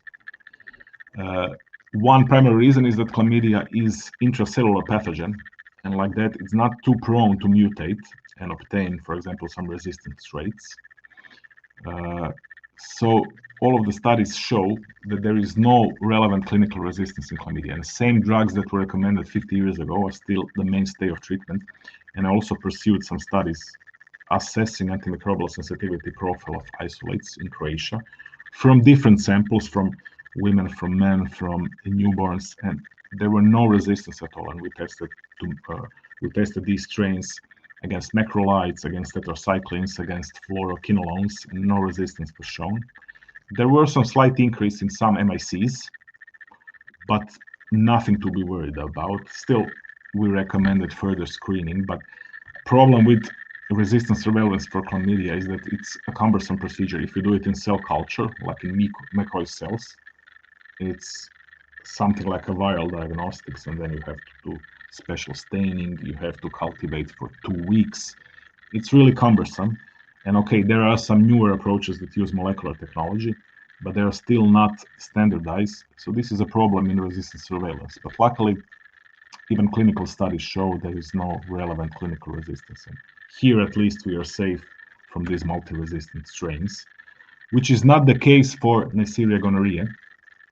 And as we saw in the beginning, as I showed that slide, and the timeline where resistance was developing and developing. So gonococcus is usually referred to as the pathogen that is supposed to become the first superbug resistance to all antibiotic that we have. And it's well on its path. So here, surveillance for antimicrobial resistance is crucial to get proper guidelines, to get proper therapy. And even in surveillance, to declare what is resistance and what is not, experts and guidelines now recommend to use lower cephalosporin threshold values, which means lower breakpoints in detecting decreasing gonococcal susceptibility. For surveillance purposes, that will be more safe to see where the danger is looming and where the trends are going towards the complete model of resistance. So at least in gonorrhea case, we have much more liberty and much more choice and easier approach to susceptibility testing. We can use standard diffusion Kirby-Bower test. We can use diffusion MIC testing with e-test. Of course, there are some issues. It also requires resources. It requires invasively taken specimens. So if you diagnose something with PCR from urine specimen, now you have to take a urethral swab, for example, to get enough material for antimicrobial sensitivity testing. And then it's a fragile pathogen. Any delays in transportation to laboratory can hamper its viability. So there are certain issues, but once again, susceptibility testing is much easier for gonococcus than for chlamydia. And gonococcus is especially prone to selecting resistant strains. And here is some depiction of models of resistant selection in gonococcus. And you can see here on this picture that if you treat a population of susceptible bacteria, you can completely eradicate them. But in other cases, you can pursue a direct selection of resistant clones, and then that can lead to expansion and proliferation of these existing resistant clones. And you can, even when you give antibiotics for some other bacterial infection or in some other instances, this can result in unintentional selection of non-susceptible or commensal Neisseria strains, for example, somewhere in the body. And when these commensal Neisseria strains come in contact with Neisseria gonorrhoeae, then we can have an intragenous genetic exchange between these two strains, and then you end up again with resistant Neisseria gonorrhoeae that you didn't have in the beginning. And this is often the scenario that we have and that we encounter. And the third important bacterial pathogen is Treponema pallidum, causative agent of syphilis. And it also causes a big burden of disease. And it's also one disease that epidemiologically is on the rise. And for example, if we see and look at the WHO estimates, there is approximately almost 18 million individuals aged between 15 and 49 years of age that have syphilis. And there is estimated 5 up to 6 million cases of newly diagnosed syphilis infection per year. So huge burden. The infection is on the rise. That is important to accentuate. And there is also a problem if pregnant woman got infected. So although congenital syphilis can occur at the time of delivery, there is also a proof that it can cause in utero infection. And transmission risk in pregnancy is directly related to the stage of the disease in the pregnant women. And later, after the birth, the child can have symptoms that appear later in life. And these are especially serious symptoms like deafness, like inflammation of cornea, like the different vision effects, heart palate defect. That's why it's called stigmata or stigma caused by syphilis. So this is something that we would like to avoid. Luckily, akin to chlamydia, there is practically no problem with resistance in syphilis. And penicillin is still a drug of choice, a golden standard for treating patients in all stages of syphilis without any clinically relevant resistance. And it's also the only antibiotic with documented activity in pregnancy. And this is the reason why, even if you have an allergic pregnant woman, you try to pursue desensitization therapy to try to avoid the allergic reaction to the penicillin if you have an allergic pregnant woman. Just because the drug is so effective in pregnancy, it can practically stop all that serious effects that the bacterium can have on the newborn. And even if the baby is born with the syphilis, you can also give parenteral penicillin. So this is really a drug of choice. There is no resistance. Only you give tetracycline in adults that are not pregnant as a second choice if they're allergic to penicillin. But as I mentioned, even in pregnant woman that is allergic to penicillin, although it sometimes may seem risky, we try to do the desensitization therapy and apply penicillin because of the good effects. And it is good to know, because there are also problems with susceptibility testing of Treponema pallidum, the causative agent of syphilis. We can use specific types of rabbit epithelial cells because it's a really thin bacterium called a spirochete that can be cultivated readily, like for example Neisseria gonorrhea. So we have problems here akin to antimicrobial susceptibility testing of chlamydia, but then again we have information that there is practically no relevant resistance to penicillin. There are some studies that say, okay, there are some problems with MICs there, but we are quite safe here. But in the future, if the problem with resistance arises, it's good to know that we have a model, a system that's quite standardized by now that can be used for antimicrobial susceptibility testing of syphilis. And I will end here because I covered all the important bacterial STIs, which was our today's topic. And I would like to conclude that it's important to have in mind that the burden of STDs caused by chlamydia, gonorrhea, and syphilis is on the rise, and it's huge. And that's why various strategies put forth by WHO aim to lessen the burden. And there are quite bold visions how to do it by 2030. And these pathogens can have serious effects on pregnancy outcomes and on newborn health, and later even on child's health in life. So it's important to know how to treat it. First of all, how to prevent it, but then if you can't prevent it, how to treat it, both in pregnant women and in children. And have in mind potential development of antimicrobial resistance. That is still not a problem for chlamydia and Treponema pallidum, the causative agent of syphilis, due to their specific lifestyle. But it's a huge problem for Neisseria gonorrhea.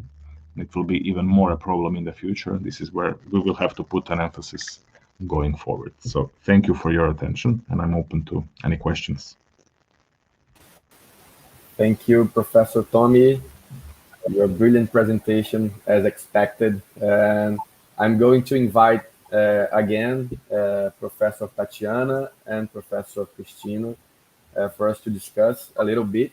We are running a little bit of time, but we have still time to discuss a few questions. So let me invite here Professor Tatiana and Professor Christina. Welcome again. It's time to discuss what we have been watching during this afternoon. So I'm going to start with Professor Tatiana. Let me find the questions. I had a question when Professor Tatiana was talking about her GBS strain during her pregnancy, and I asked if she kept her GBS in her lab. Do you have this strain? Okay, thank you. Someone found the question. Okay. Do you have this strain? Did you characterize it? It's resistant to any antimicrobial drug or not? How is the profile? I do. I kept this, of course. And actually, it was even a whole genome sequenced. Oh, So I have really? the whole genome of the GBS strain. It's serotype 3, which is a very important serotype. It's associated mostly with meningitis cases.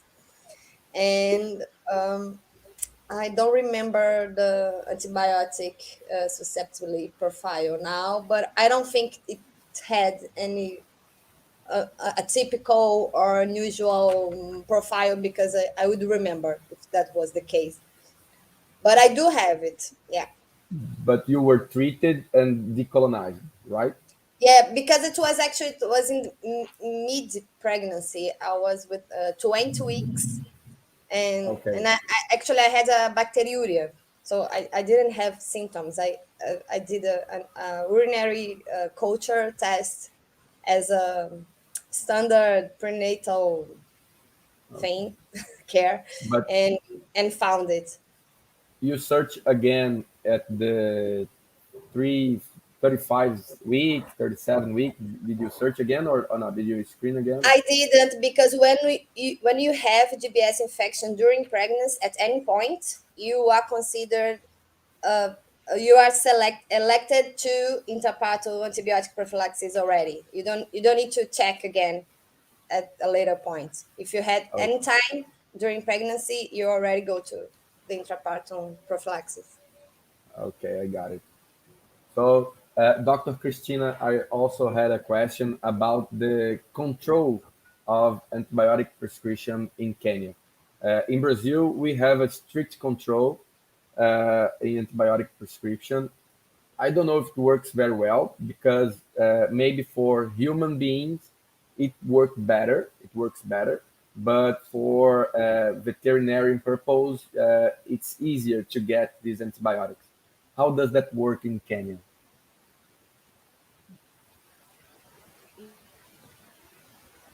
Yes, so antibiotic use is regulated by the Kenya Pharmacy Board. And however, and then also in terms of prescription, that's done mostly according to the WHO guidelines and then the local guidelines as well. But the challenge is that when it comes to the setting whereby the antibiotics are used, for example, in comparing between private healthcare setting compared to the public healthcare setting. So in the private healthcare setting, antibiotic use is very liberal. It's mostly dependent on what the consultant thinks that their patient would benefit from a certain antibiotic, and some may go straight ahead and use the reserve antibiotics like meropenem instead of starting from, like first line treatment and seeing how their patients progress, or also tailoring their treatment according to the results of culture susceptibility profiles. Yeah, so the private healthcare setting has very liberal use of antibiotics, and then the public hospitals, it's more limited in terms of what's available is what is used more. And so because of that lack of access to different types of antibiotics, then it kind of limits the use of certain classes. And I guess that kind of also helps to curb the development, the emergence and spread of resistance to other classes. But that being said, you still have antibiotics being used, in other settings like, livestock, and also one can easily get antibiotics over the counter. And so all that contributes to development of resistance, and you then find that selective pressure actually affecting patients who present from the community to the public healthcare setting. Yeah, so it's not strictly controlled. There are very many factors which come into play. Yeah, thank you. Okay. I don't know if the screen froze to everyone, but I missed a little bit, but I got the context. But you have Okay. a large experience on clinical trials. during the pandemic that we are going through, COVID-19 pandemic, are you running a specific clinical trial trying to investigate COVID-19 and the misuse of antibiotics to treat this infection, this viral infection? And I will make a jump and also ask to Professor Tomi after your answer, because Professor Tatiana had a question here that regards this matter. Because do you think that there is how can I translate banalization? Help me, Tatiana. Banalization. People are using... Banalize it, we banalized the use of azithromycin here in Brazil, at least, for COVID prevention. COVID prevention, and not treatment. Prevention. That's it. So Christina, you can start, and then Tommy, you can follow. Okay. So in terms of trials which are assessing the use of antibiotics within the context of COVID-19, at the moment we don't have any that are running in Kenya or in our institute at the moment. The only trials which are related to COVID-19 which are currently ongoing are the ones looking at the vaccine efficacy and safety. None really looking at the relationship, the effect of the use of antibiotics, for example, like azithromycin for prophylaxis or the like.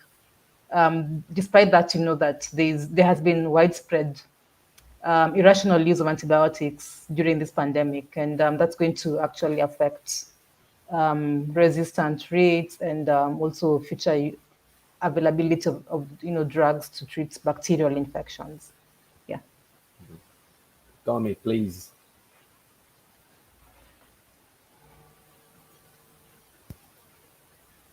You're mute. Sorry. So thank you, Felipe. So first of all, I would like to emphasize that since we tackled azithromycin, this is a drug that was discovered in Croatia by pharmaceutical company Pliva. So we are definitely overusing it, and Croatia and some other European countries basically have one of the highest azithromycin and doxycycline prescription rates, definitely in Europe, but in the world as well, comparatively to the number of population. And yeah, we take it really lightly. We banalize it. We just, everybody who comes even with a viral infection to the primary physician or to the clinic lives with azithromycin. So this is one of the reasons I even decided to pursue the screening of chlamydia to see if we have a country with such a huge burden of antimicrobial consumption, especially azithromycin, will it reflect here? Because some of the studies done in Japan on the same methodology showed no resistance, but I wanted to see what is happening here. So yeah, that is a problem. And I think it's compounded now during COVID. And I think this thematic issue that we have in Frontiers in Microbiology is very relevant to see the trends and how this will translate to antimicrobial resistance rates. I'm really keen to see how this will look like in the future world. Okay. We have a question of Professor Andrea Batista. She's a professor of our graduate program. Let me select the right question here. Dr. Tommy, from your point of view, is there a universal threat to prevent sexually transmitted infections, given the diverse and unique epidemiological scenarios, including the distinct drug resistance profiles and also population genetic, cultural diversity? What do you think? Yeah, thank you for this very important question. Unfortunately, I don't think there is a universal approach. And even when you look all the agenda and all the plans from the WHO and other organizations, they tackle disease by disease because they are quite different in the risk groups, in, like we saw, the development of resistance, in the modes of spread, in the seriousness of the disease. So unfortunately, it will be different approaches, but I think I'm quite optimistic. Like Australia basically eradicated, for example, cervical cancer due to HPV vaccine that was universally applied. Now we are on the brink of the developing chlamydia vaccine. This would help immensely. And now we are expecting more investment in the development of new antimicrobials. How successful it will be, we don't know. But some of them are precisely targeted towards gonorrhea, because now we know this is something that we have to take into account as a potentially pan-resistant or universally resistant pathogen. So I think the approaches will be different, and we have to take account always cultural diversity and how the people will respond to messages. And this is really a complex public health problem and issue. This is why they still represent such a problem, and they are still on the rise, and still a lot of efforts will have to be done to lower the burden like we want to. Professor Andrea continues and asks, which is the great neurologic point that we are missing? Therefore, could education exert a major role, health education? And you all guys can answer that. Feel free if you want to make a comment. Tati or Christina or Tommy, health education, I guess, is a question, is an aspect that we usually don't pay much attention. And scientific divulgation, scientific outreach, health education, everything that we can do to reach more people and make everyone aware of the importance of antimicrobial use and antibiotic resistance. What do you think? In my opinion, education is always the answer. It's the answer to every question. Is education. Always improves. Christina, please.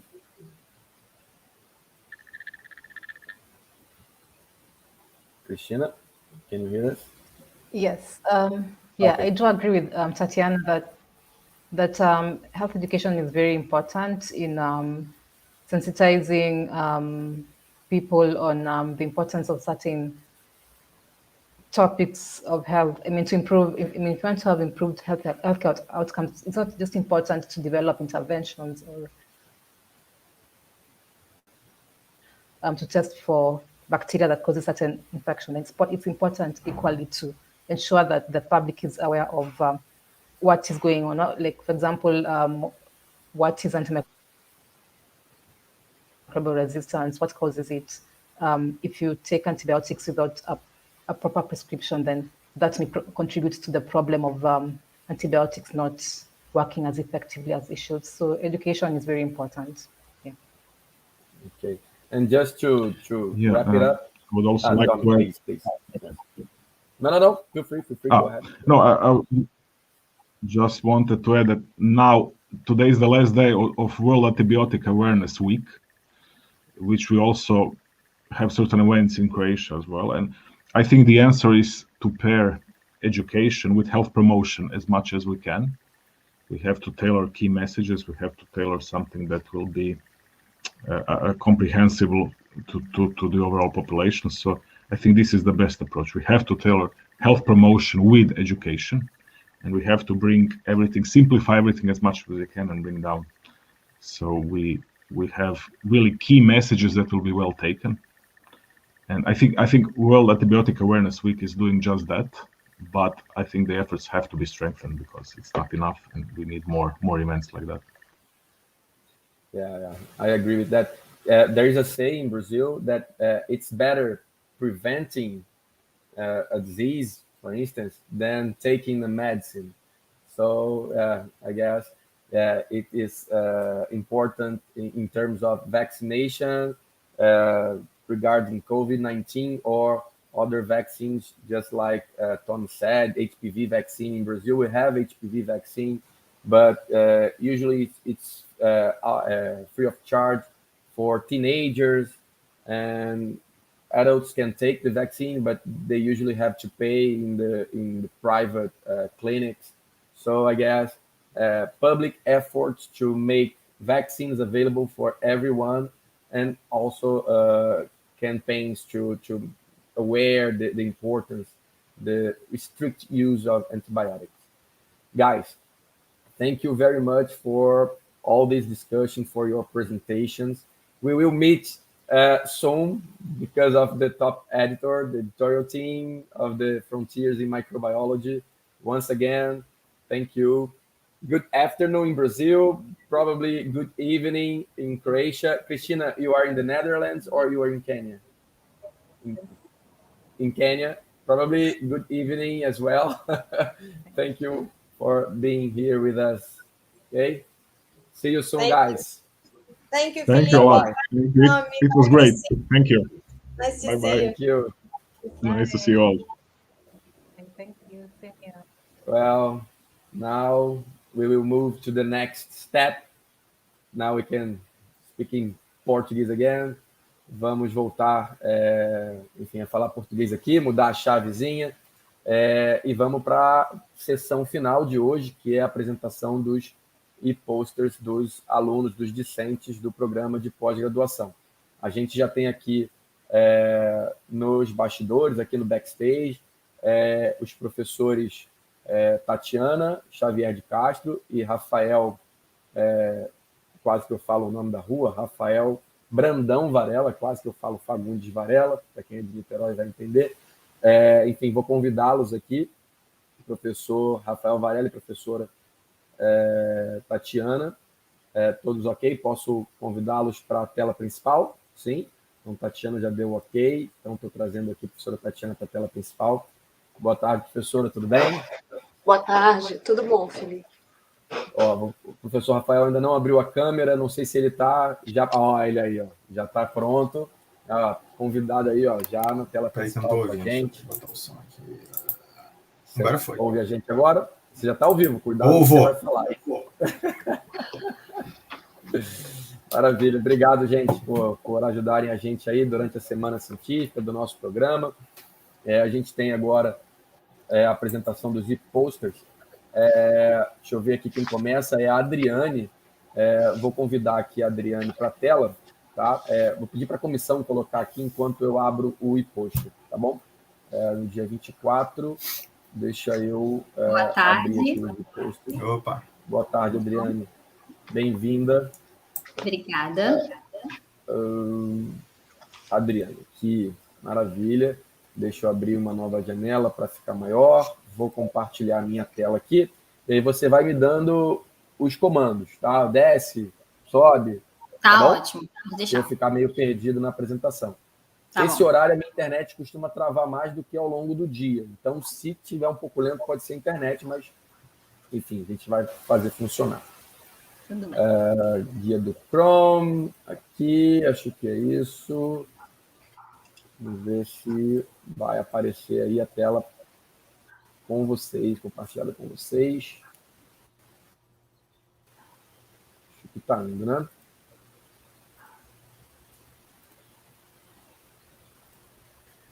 Ver se está carregando. É este? Acertei? Isso mesmo. Beleza. Então eu vou... Maravilha. Eu vou sair da tela e aí vocês podem começar. Vou deixar os 3 na tela e no intervalo de um discente para outro discente, eu nem volto. A gente só coloca o próximo discente e a apresentação, ok? Então, só relembrando, 7 minutinhos de apresentação do aluno, mais ou menos 3, enfim, de arguição, mas a gente sabe que pode extrapolar um pouquinho, não tem problema nenhum, não. Tá bom? Boa sorte, Adriane. Obrigada. Posso começar? Tá ótimo. Boa tarde, meu nome é Adriane Lucas dos Santos. Eu sou aluna de mestrado aqui do programa e a minha orientadora é Ana Maria Viana Pinto. E hoje eu vou apresentar para vocês um trabalho do nosso grupo de pesquisa que tem como título Inibição da dissorção do alfa-herpes bovino 5 por frações bioativas obtidas da alga verde Praseola crispa. Okay? Então, a Praseola crispa ela é comumente encontrada em regiões polares, principalmente na Antártica. A alga verde marinha ela é bem conhecida aí pelo seu alto valor nutricional e pela extração de suas substâncias bioativas, com propriedades terapêuticas, por exemplo, incluindo os antivirais. Esses compostos extraídos de algas marinhas, elas mostram uma boa atividade em vivo e atividade in vitro contra uma ampla gama de vírus, como, por exemplo, o herpes vírus bovino. Já o alfa-herpes vírus bovino 5, ele é o agente etiológico das epizootias esporádicas de meningoencefalite, que é uma doença infectocontagiosa, aguda ou subaguda, e geralmente fatal, que afeta bovinos jovens submetidos a situações de estresse. Pode descer um pouquinho, que é lá para a parte de objetivo. Isso.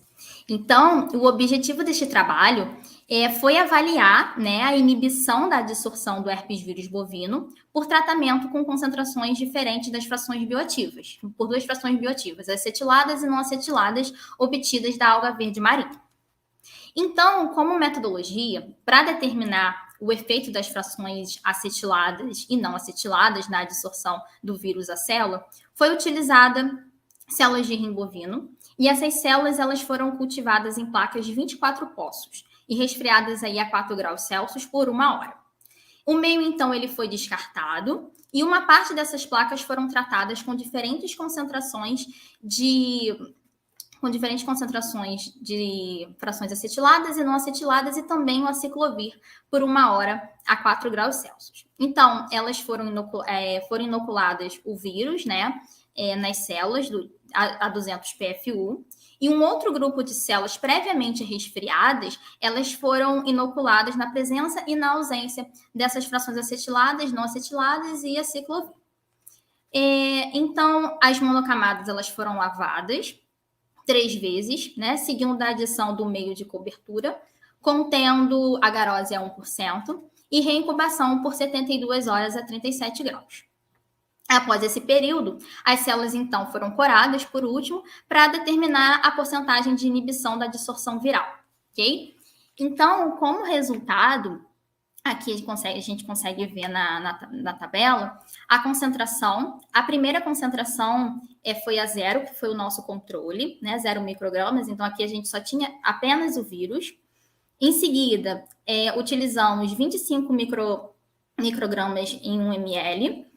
Na fração acetilada, foi inibida 173 PFU de vírus, que equivale a 86,5%. Na não acetilada, foi inibida 150 PFU, que equivale a 75%. Na concentração de 50 microgramas ml, na fração acetilada, ela inibiu 90,5%, e na não acetilada, 76% da adsorção viral. E, por último, com a concentração de 100 microgramas por ml, na fração não acetilada, na fração acetilada foi inibida 98,5%, e na não acetilada, 80% foi inibido. O aciclovir, ele não inibe a adsorção viral, ok? In vitro. Então, o que a gente conclui com esses resultados? A gente conclui que esses resultados, eles sugerem que ambas as frações, elas são promissoras, entretanto, a fração acetilada é a que mostrou-se mais efetiva na inibição da adsorção viral in vitro, ok? Obrigada à banca, tá? E boa tarde. Opa, boa tarde. Boa tarde. Você quer começar? Abri aqui agora, desculpa.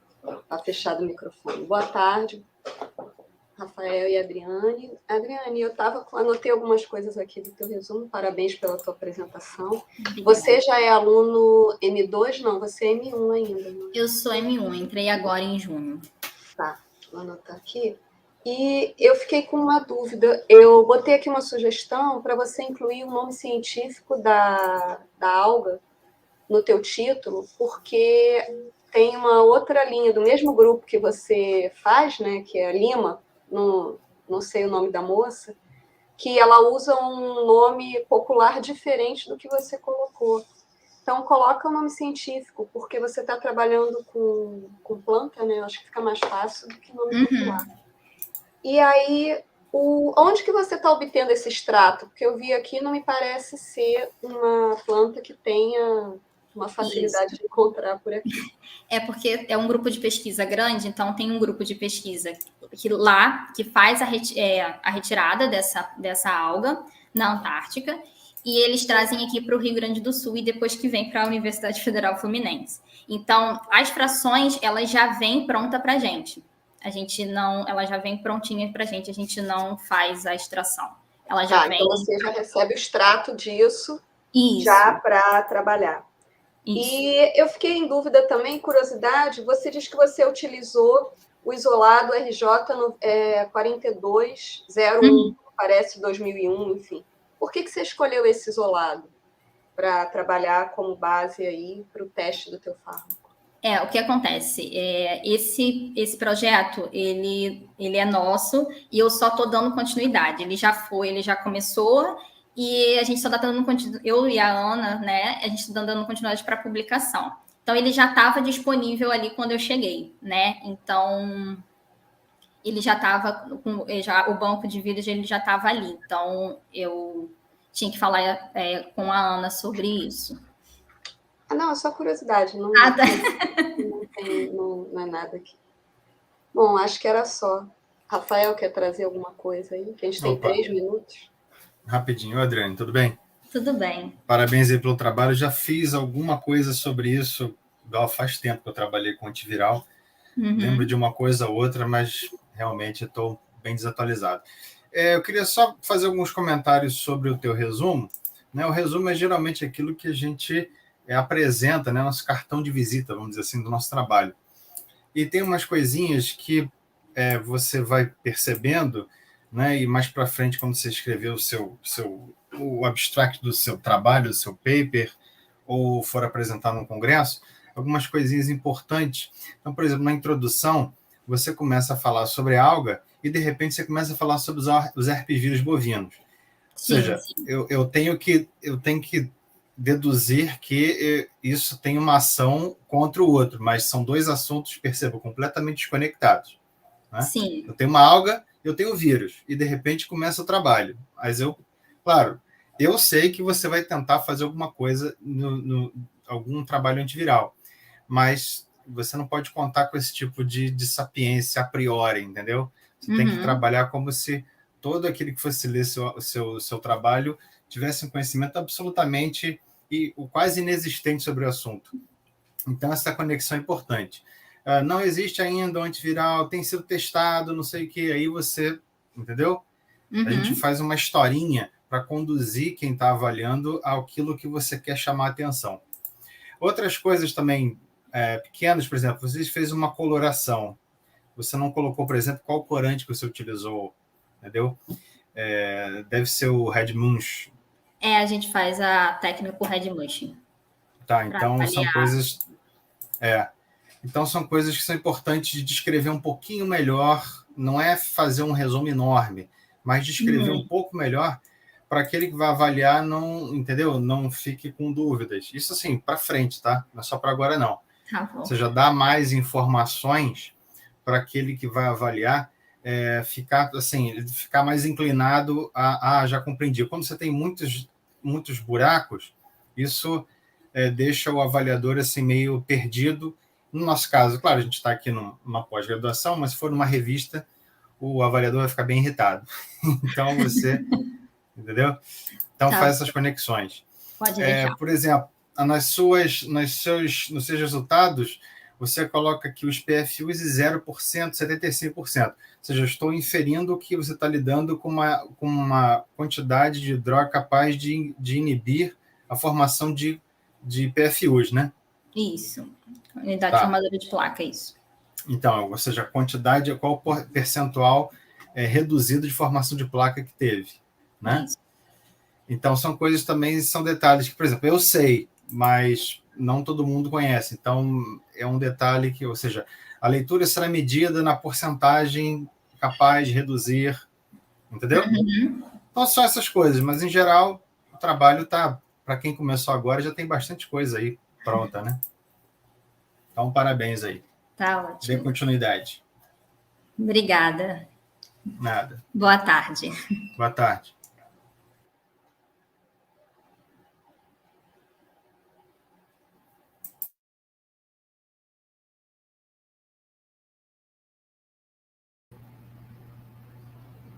Boa tarde. Boa tarde. Boa tarde, Tabata. Vamos ver aqui da Tabata. Deixa eu achar aqui. Deixa eu abrir aqui. A Lima sou eu, professora Tatiana. Posso começar? Pode. Boa tarde a todos. Meu nome é Tabata de Araújo Lima. Eu sou mestranda, né, do programa. Também em parceria com a Adriane. E a minha orientadora também é a professora doutora Ana Maria Viana Pinto. E o trabalho que eu vou apresentar é sobre a inativação da infectividade do alfa-herpes vírus bovino 5 por frações bioativas, né, obtidas da alga verde Praseola crispa, proveniente da Antártica. A ordem Praseolalis, ela representa um dos grupos de algas verdes mais comumente encontrado em ambientes terrestres e de água doce em regiões polares. O alfa-herpes vírus bovino 5 é o agente etiológico da meningoencefalite, que geralmente é fatal em bovinos jovens, mas também pode afetar animais mais velhos, com taxa baixa de morbidades e taxa alta de mortalidade. A ocorrência do alfa-herpes vírus bovino não apresenta caráter sazonal e acomete animais de ambos os sexos e de diferentes raças. Algumas cepas também podem causar doenças respiratórias. Pode abaixar um pouco, professor, por favor.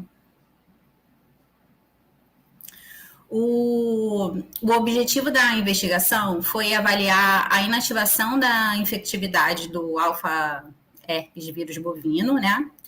Também RJ 4201, por tratamento com concentrações diferentes de duas frações bioativas, acetilada e não acetilada, obtidas, né, da alga verde Praseola crispa, proveniente da Antártica, em cultivo de célula de rim bovino, MDBK.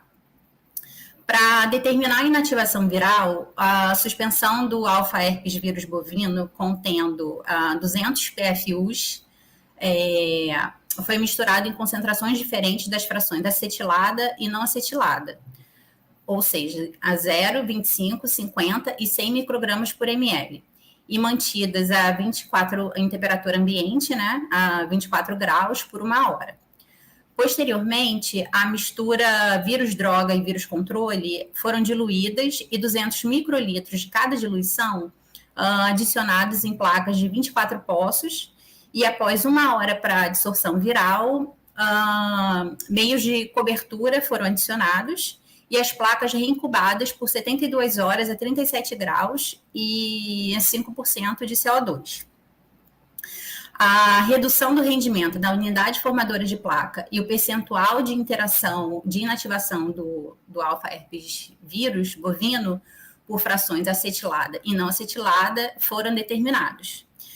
Nós podemos observar na tabela que a concentração de 0 microgramas por ml foi utilizada como controle, por isso não houve alteração na unidade formadora de placa, mantendo a 200 PFUs em ambas frações acetiladas e não acetiladas. Na concentração da droga de 25 microgramas por ml, houve na fração acetilada 77,5 de PFUs, ou seja, 31% de inativação viral. Em contrapartida, na fração não acetilada, 27,5 PFUs, mostrando, né, 11% de inativação viral. Na concentração de 5 microgramas de droga da fração, né, acetilada, 120 PFUs, correspondendo a 48% de inativação viral, e na fração não acetilada, 52,5 PFUs, correspondendo a 21% de inativação. Na concentração de 100 microgramas por ml, 180 PFUs, na fração acetilada, correspondendo a 72% de inativação viral, e na fração não acetilada, 87,5 de PFUs, correspondendo a 35% de inativação viral. Pode abaixar um pouquinho, professor, por favor. Os resultados sugerem que ambas frações são promissoras,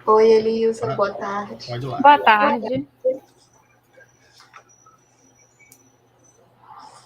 Manda ver. Pode ir. Então, boa tarde, meu nome é Elisa Medeiros. O meu projeto é a análise multiômica comparativa do secretoma de isolados ambiental e clínico de Acanthameba castellani, através da técnica de MPlex. O meu orientador é o Alan Guimarães e o meu orientador é o Dr. Diego Gonçalves. A Acanthameba castellani é um protozoário de vida livre que é encontrado em ambientes naturais e antropizados, e ela é conhecida por interagir com diversos patógenos através da fagocitose no solo, e ela é um importante vetor e reservatório de micro-organismos patogênicos. Além disso, ela é altamente patogênica por si, causando casos de ceratite e encefalite. Ela pertence ao genótipo T4, a espécie Acanthameba castellani, considerado o mais patogênico, por suas propriedades intrínsecas de virulência e a grande abundância de isolados clínicos.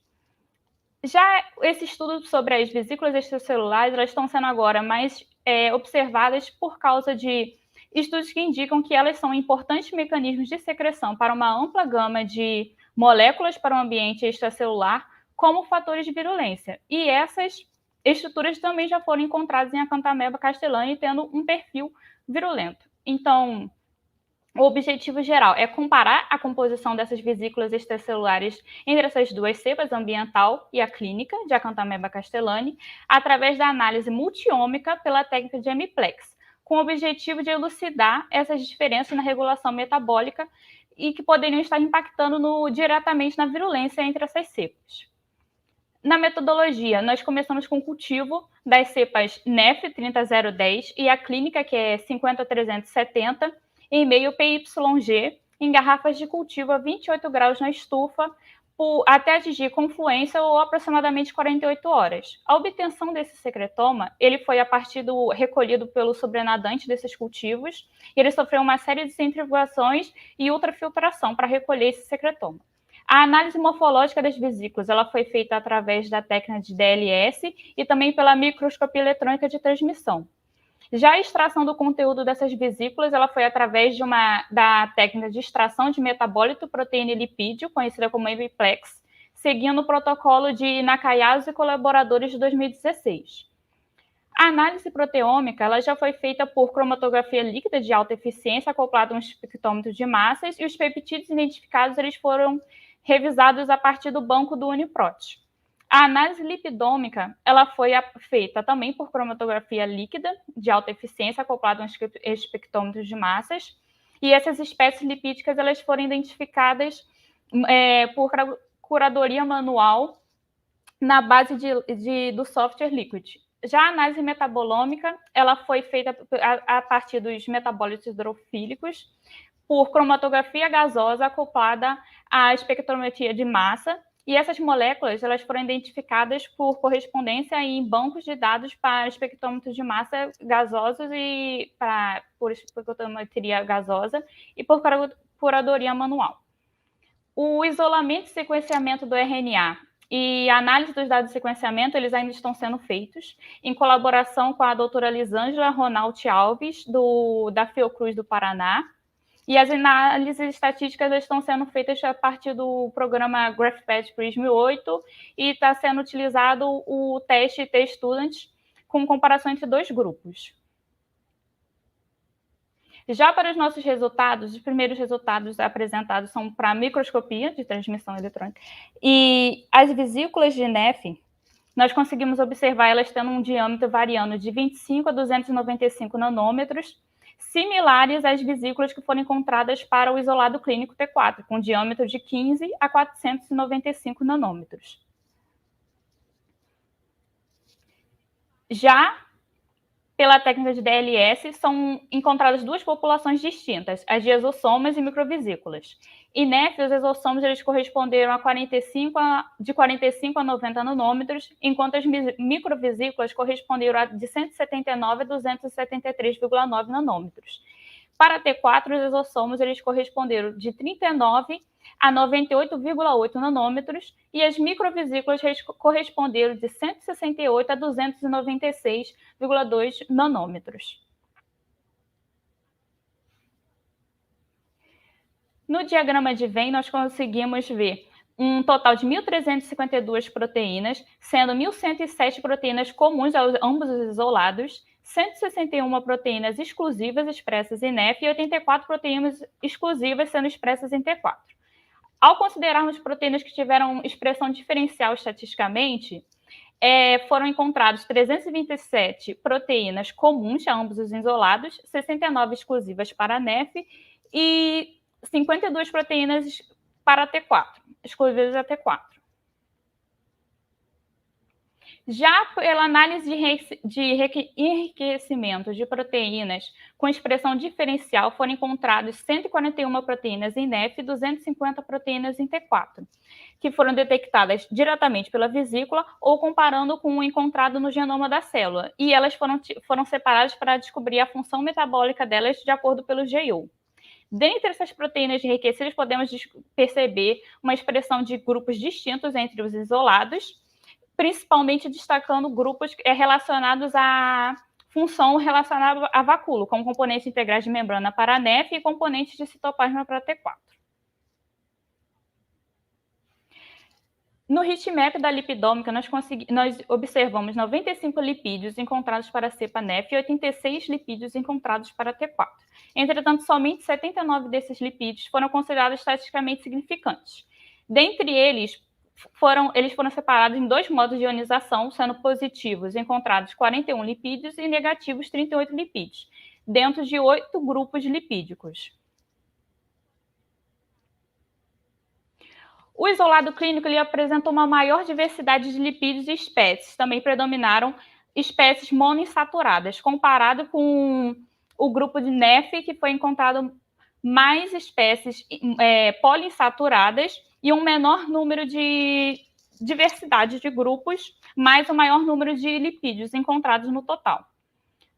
Na nossa metabolômica, nós encontramos um total de 88 metabólitos para as cepas T4 e Nef, sendo considerados só 11 significantes, estatisticamente significantes. E eles foram agrupados de acordo com a via metabólica comum descrita no KEGG.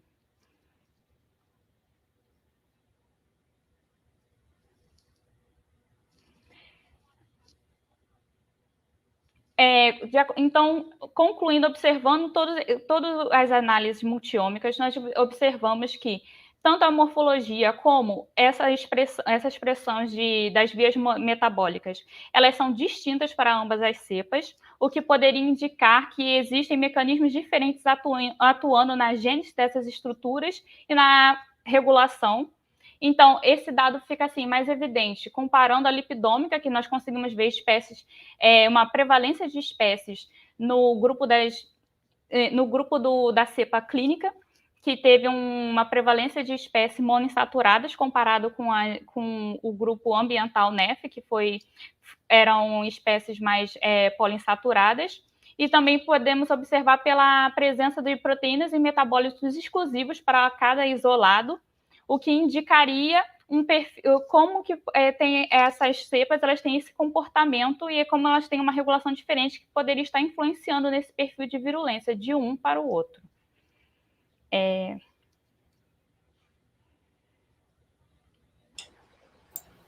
isso? Terminou? Terminei. Ah, tá. Eu falei muito rápido. Não é isso. Era A gente ficou muita coisa, esperando você. Ficou aqui na expectativa. Você é aluna de mestrado, desculpa, doutorado? Isso, mestrado.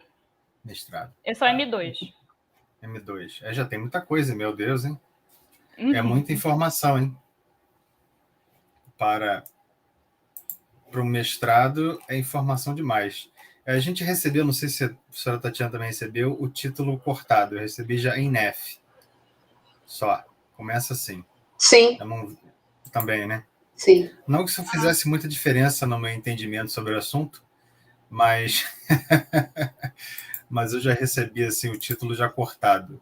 Então eu fiquei meio perdido. Agora eu estou explicando, precisar de mais tempo para ler isso com mais calma, né? Porque parte do significado ficou perdido aqui para mim. Eu não tenho nada a acrescentar. Quem sou eu? Trabalho muito completo, muito complexo. E já tem publicação já? Não. Mas já está em vias, né? Sim. Tá ótimo. Parabéns aí, trabalho bem interessante. Eu também não tenho nada a acrescentar. Agora, a tua apresentação me trouxe muito mais luz do que o teu abstract. Sim, eu fiquei com dificuldade para conseguir resumir e colocar tudo. Você vai escrever o artigo, você vai ver que isso vai ser uma dificuldade recorrente quando você for começar a isso faz parte do jogo. Você conseguir condensar as informações sem perder nada relevante. Não, porque a tua apresentação foi irretocável. Não, você tem domínio total que você está fazendo. E quando eu li, eu tinha assinalado várias dúvidas e ao longo da tua apresentação você foi. Eu estou só ticando aqui. E quando você defende, Elisa? Olha, eu não sei, mas eu acho que vai ser março, abril. Ah, então tá pertinho. Beleza. Então, só te dar os parabéns e boa sorte aí na defesa. Está muito bonito o trabalho. Ah, muito obrigada.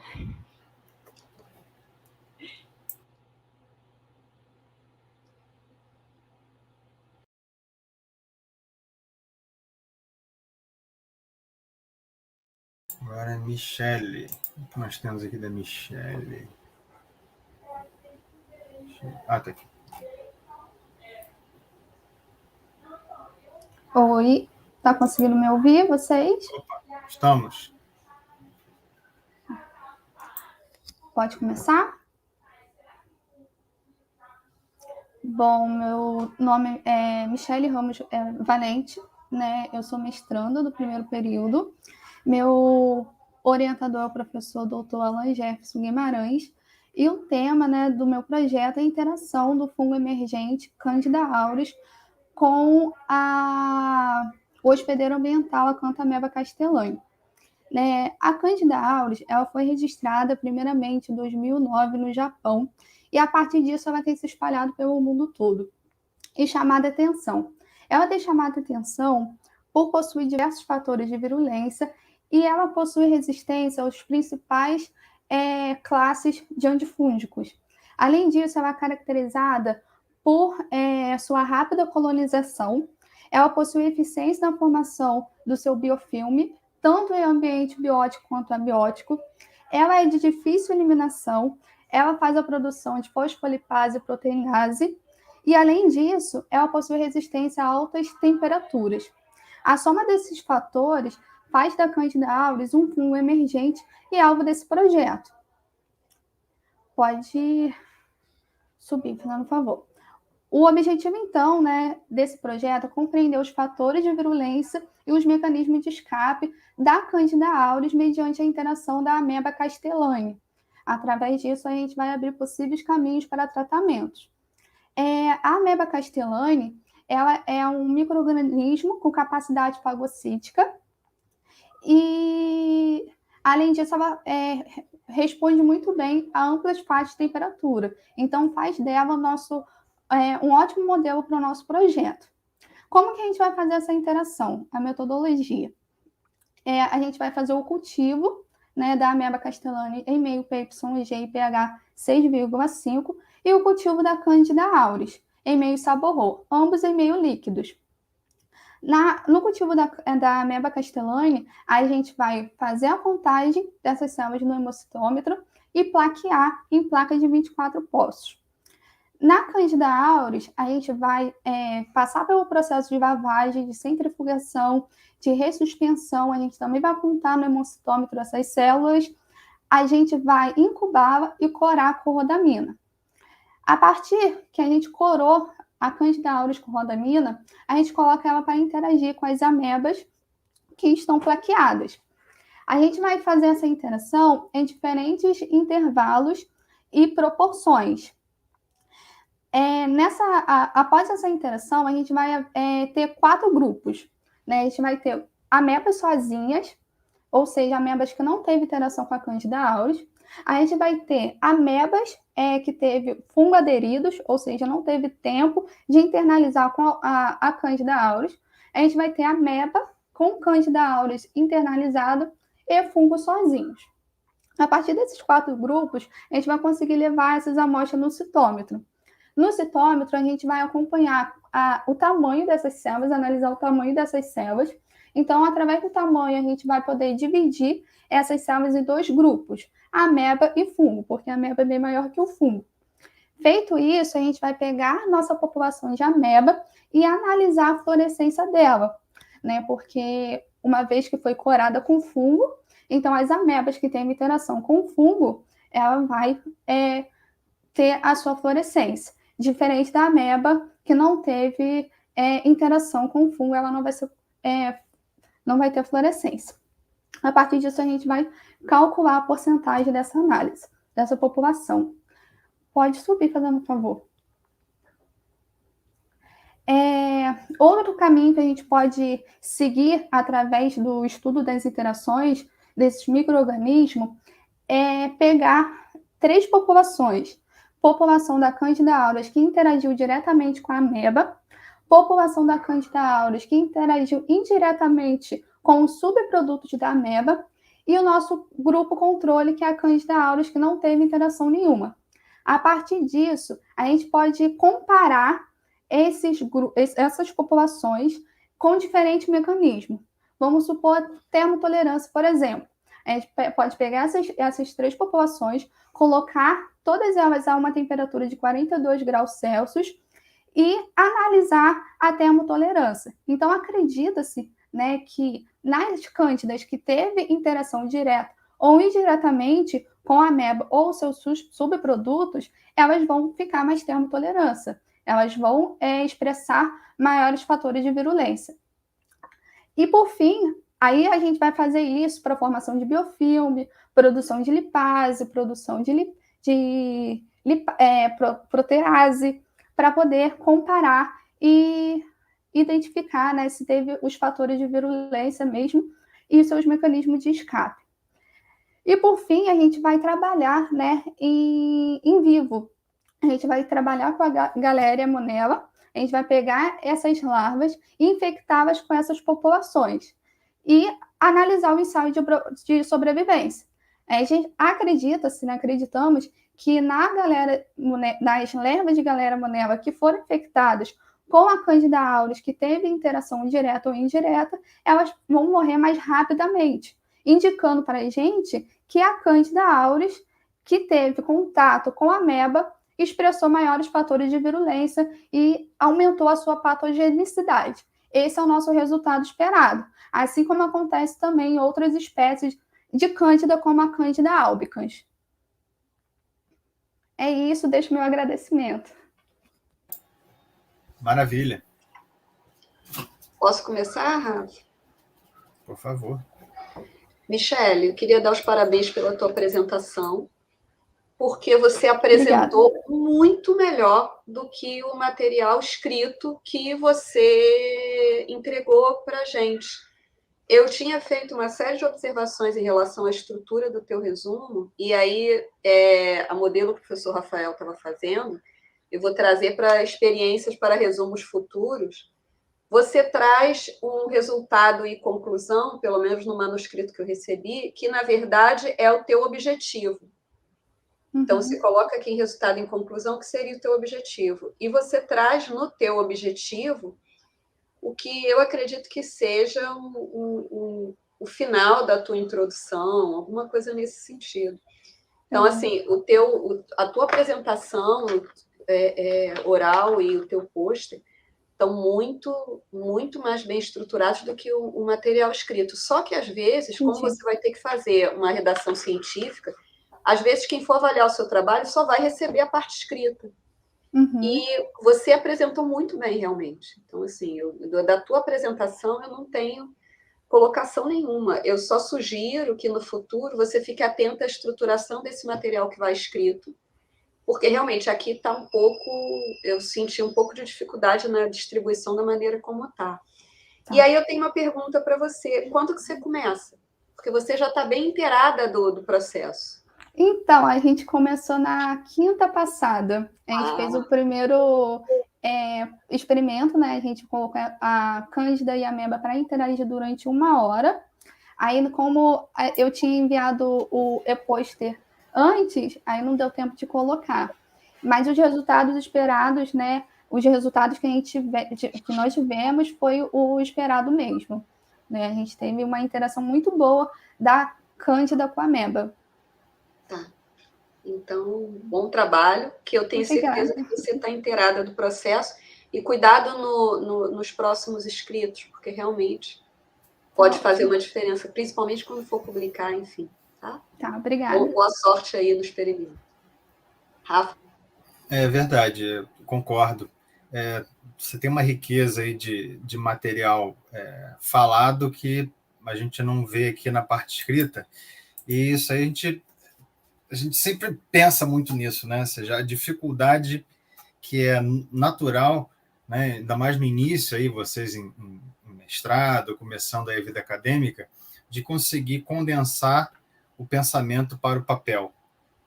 É uma arte mesmo, que alguns desenvolvem muito bem já naturalmente, não é o meu caso, e outros vão aprendendo com acertos, erros, etc. E é assim que a coisa vai se desenvolvendo. Mas no seu trabalho, conforme você apresentou, e muito bem apresentado, você coloca aí toda a estrutura, todo o pensamento do trabalho científico, ele está colocado aí. Você tem a teoria, que você expressou muito bem. Olha, a situação atual é essa, nós temos essa possibilidade que acontece essa interação, portanto, nós vamos testar isso, certo? Então, esse é exatamente, vamos dizer assim, esse é o modelo da metodologia de pesquisa que se faz hoje da forma, vamos dizer assim, mais precisa. Ou seja, você tem uma hipótese e você vai testar. Ou seja, a literatura diz que essa interação ela acontece para outras espécies e os resultados podem ser tais. Será que é a mesma coisa com esse mesmo modelo? Então, testa-se a hipótese. Esse é o famoso método hipotético dedutivo. Se você testa a hipótese e percebe que aquilo ali confirma, então a teoria está correta. Ou seja, esse tipo de interação favorece, no caso aí, né, a patogenicidade da bactéria. Agora, você falou que essa C. aureus, ela foi descoberta agora ou ela foi detectada agora? Ou está se espalhando? Ela foi descrita em 2009, né? Mas sim, pode ser que ela já existia antes. Mas porque você comentou que ela tem se espalhado. Foi em 2009. Pois é, essa coisa do se espalhado a gente não sabe, até que se espalhado não se detectava antes, não se enxergava antes. Então também é uma coisa para você assim, pensar. Não sabe, não se espalhou, pode ter começado em vários pontos, exatamente, né? A gente só procura aquilo que a gente tem uma ideia. Ninguém procura aquilo que não tem ideia, né? Então a gente só passa a procurar aquilo que a gente imagina. Né? Mas é isso aí. Parabéns aí, teu trabalho está muito interessante. Obrigada, professores. Tchau.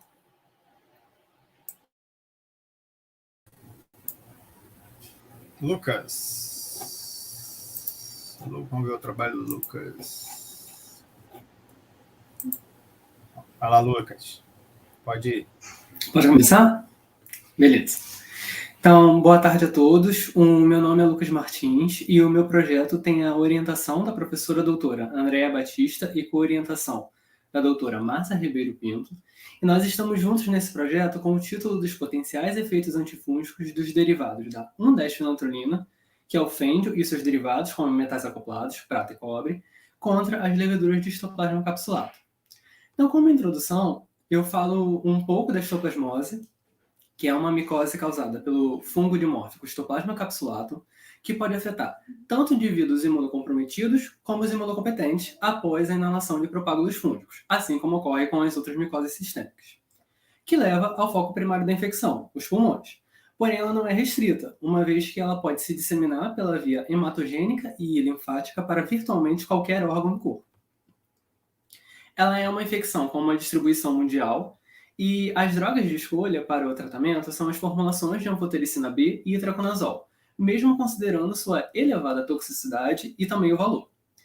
Então, existe a busca por novos compostos que possam oferecer uma alternativa para o tratamento da histoplasmose, que é onde entram os agentes quelantes de metais derivados da 1,10-fenantrolina, fêndio com prata e fêndio com cobre, que consistem em possíveis alternativas para o tratamento antimicrobiano, devido à capacidade de inibir processos biológicos importantes nas células eucarióticas, como é o caso da nutrição, crescimento, proliferação, dentre outros. Uma das formas da atuação pode ocorrer através do sequestro de metais necessários para o funcionamento de um grande número de proteínas eucarióticas e afeta, então, a homeostase celular, que leva a disfunções metabólicas e, posteriormente, à morte.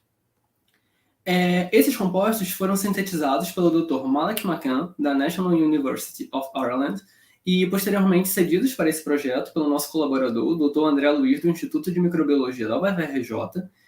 E esse efeito já foi observado na literatura em Candida albicans, Phyalophora verrucosa, Penicillium roquefort, dentre outros, e agora estamos testando com o histoplasma capsulado. Dessa forma, o objetivo é a investigação in vitro do potencial efeito antifúngico do fêndio e seus derivados com adições de metal, prata e cobre em leveduras de histoplasma capsulado. Pode subir um pouquinho, por favor? Aqui eu acho que está um pouco atrasado, não estou conseguindo ver ainda.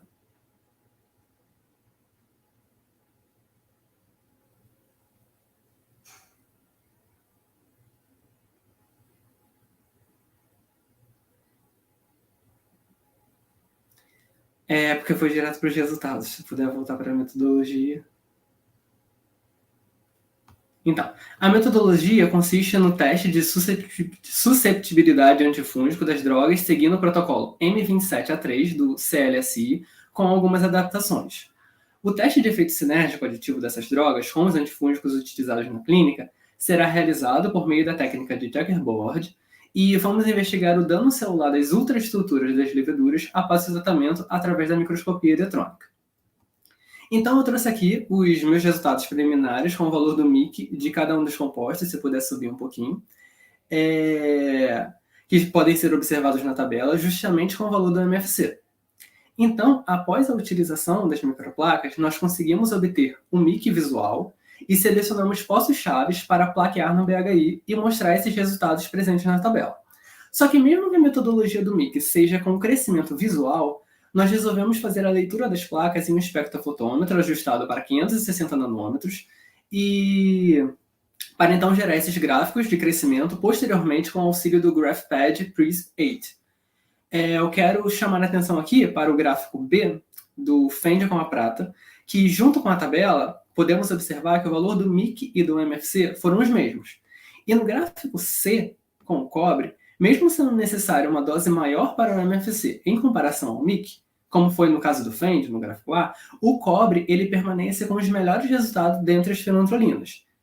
E uma outra atenção que eu quero falar, que pode ser observada no gráfico D, se puder subir um pouquinho, onde a anfotericina necessitou de doses bem elevadas para garantir o efeito fungicida. Então, com esses dados preliminares, nós podemos concluir que esses compostos com base na 1,10-fenantrolina consistem de potenciais alternativas para o tratamento de histoplasmose no futuro e, com o desenvolver do nosso trabalho, posteriormente, vamos poder responder às outras perguntas. Obrigado pela atenção.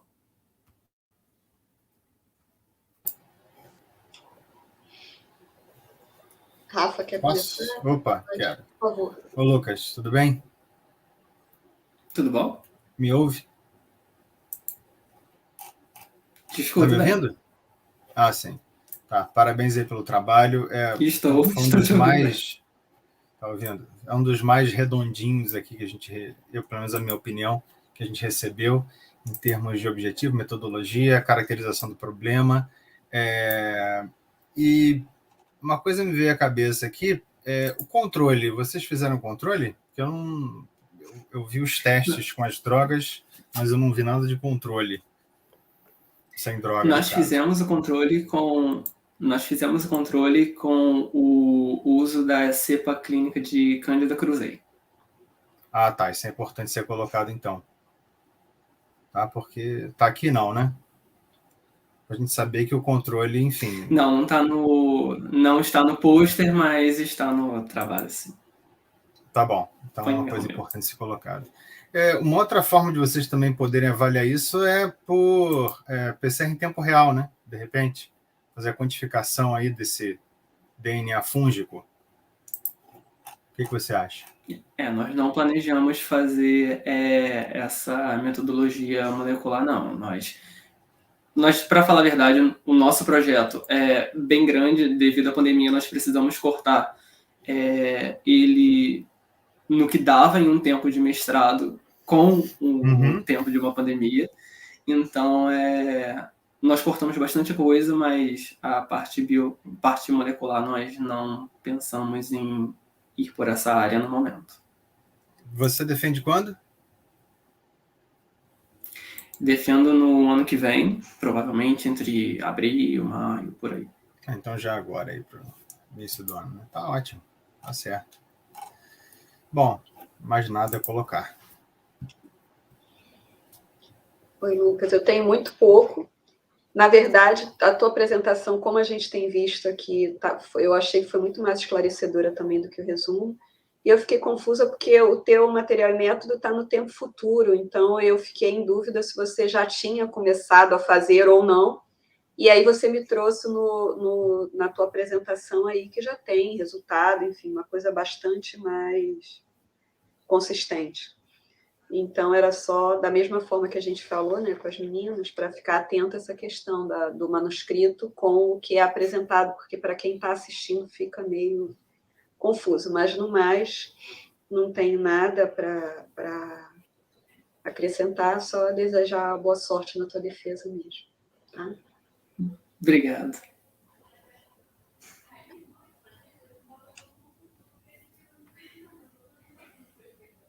Tá fechado, Felipe, o microfone. Ainda dá. Você está mutado. Olha, estou falando já há mó tempão aqui, ó. Pois é, ó. Estamos avisando aqui, ó. Gastou. Estava agradecendo, parabenizando o Lucas aí, aos demais alunos pela apresentação, muito bom. Agradecer também aos professores Tatiana e Rafael pelas avaliações, aí, pela colaboração durante a nossa Semana Científica. O professor Ricardo aí também de volta, né, ajudando a gente aqui nos bastidores. O professor Ricardo estava dando aula hoje, vai e volta, fica nessa loucura aqui igual Nossa, a gente. Hoje foi correria, hoje eu dei aula. Mas é isso, né? A gente vai conseguindo levar aí a nossa programação, que está bem legal, bem diversa, e a gente conta com a presença de todos aí amanhã, novamente, como eu sempre falo, no mesmo bate-horário, no mesmo bate-canal, aqui no YouTube do programa. Felipe, amanhã, 2 horas. Você tem à mão as cenas do próximo capítulo, para a gente já fazer? Tenho. O que nós temos amanhã? Aqui, ó. Nós temos aqui Destaques. Outra mesa redonda, né? Só que agora com um foco em educação em saúde na área de microbiologia e parasitologia. Não percam, hein? Aproximando a universidade da sociedade.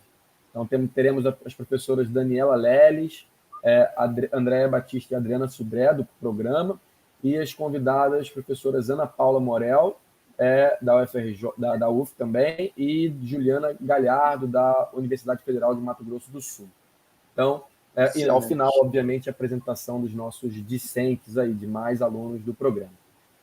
Então, maravilha. Agradeço novamente a todos. Bom descanso e até amanhã. Tchau, gente. Até amanhã. Boa tarde. Um abraço, boa tarde.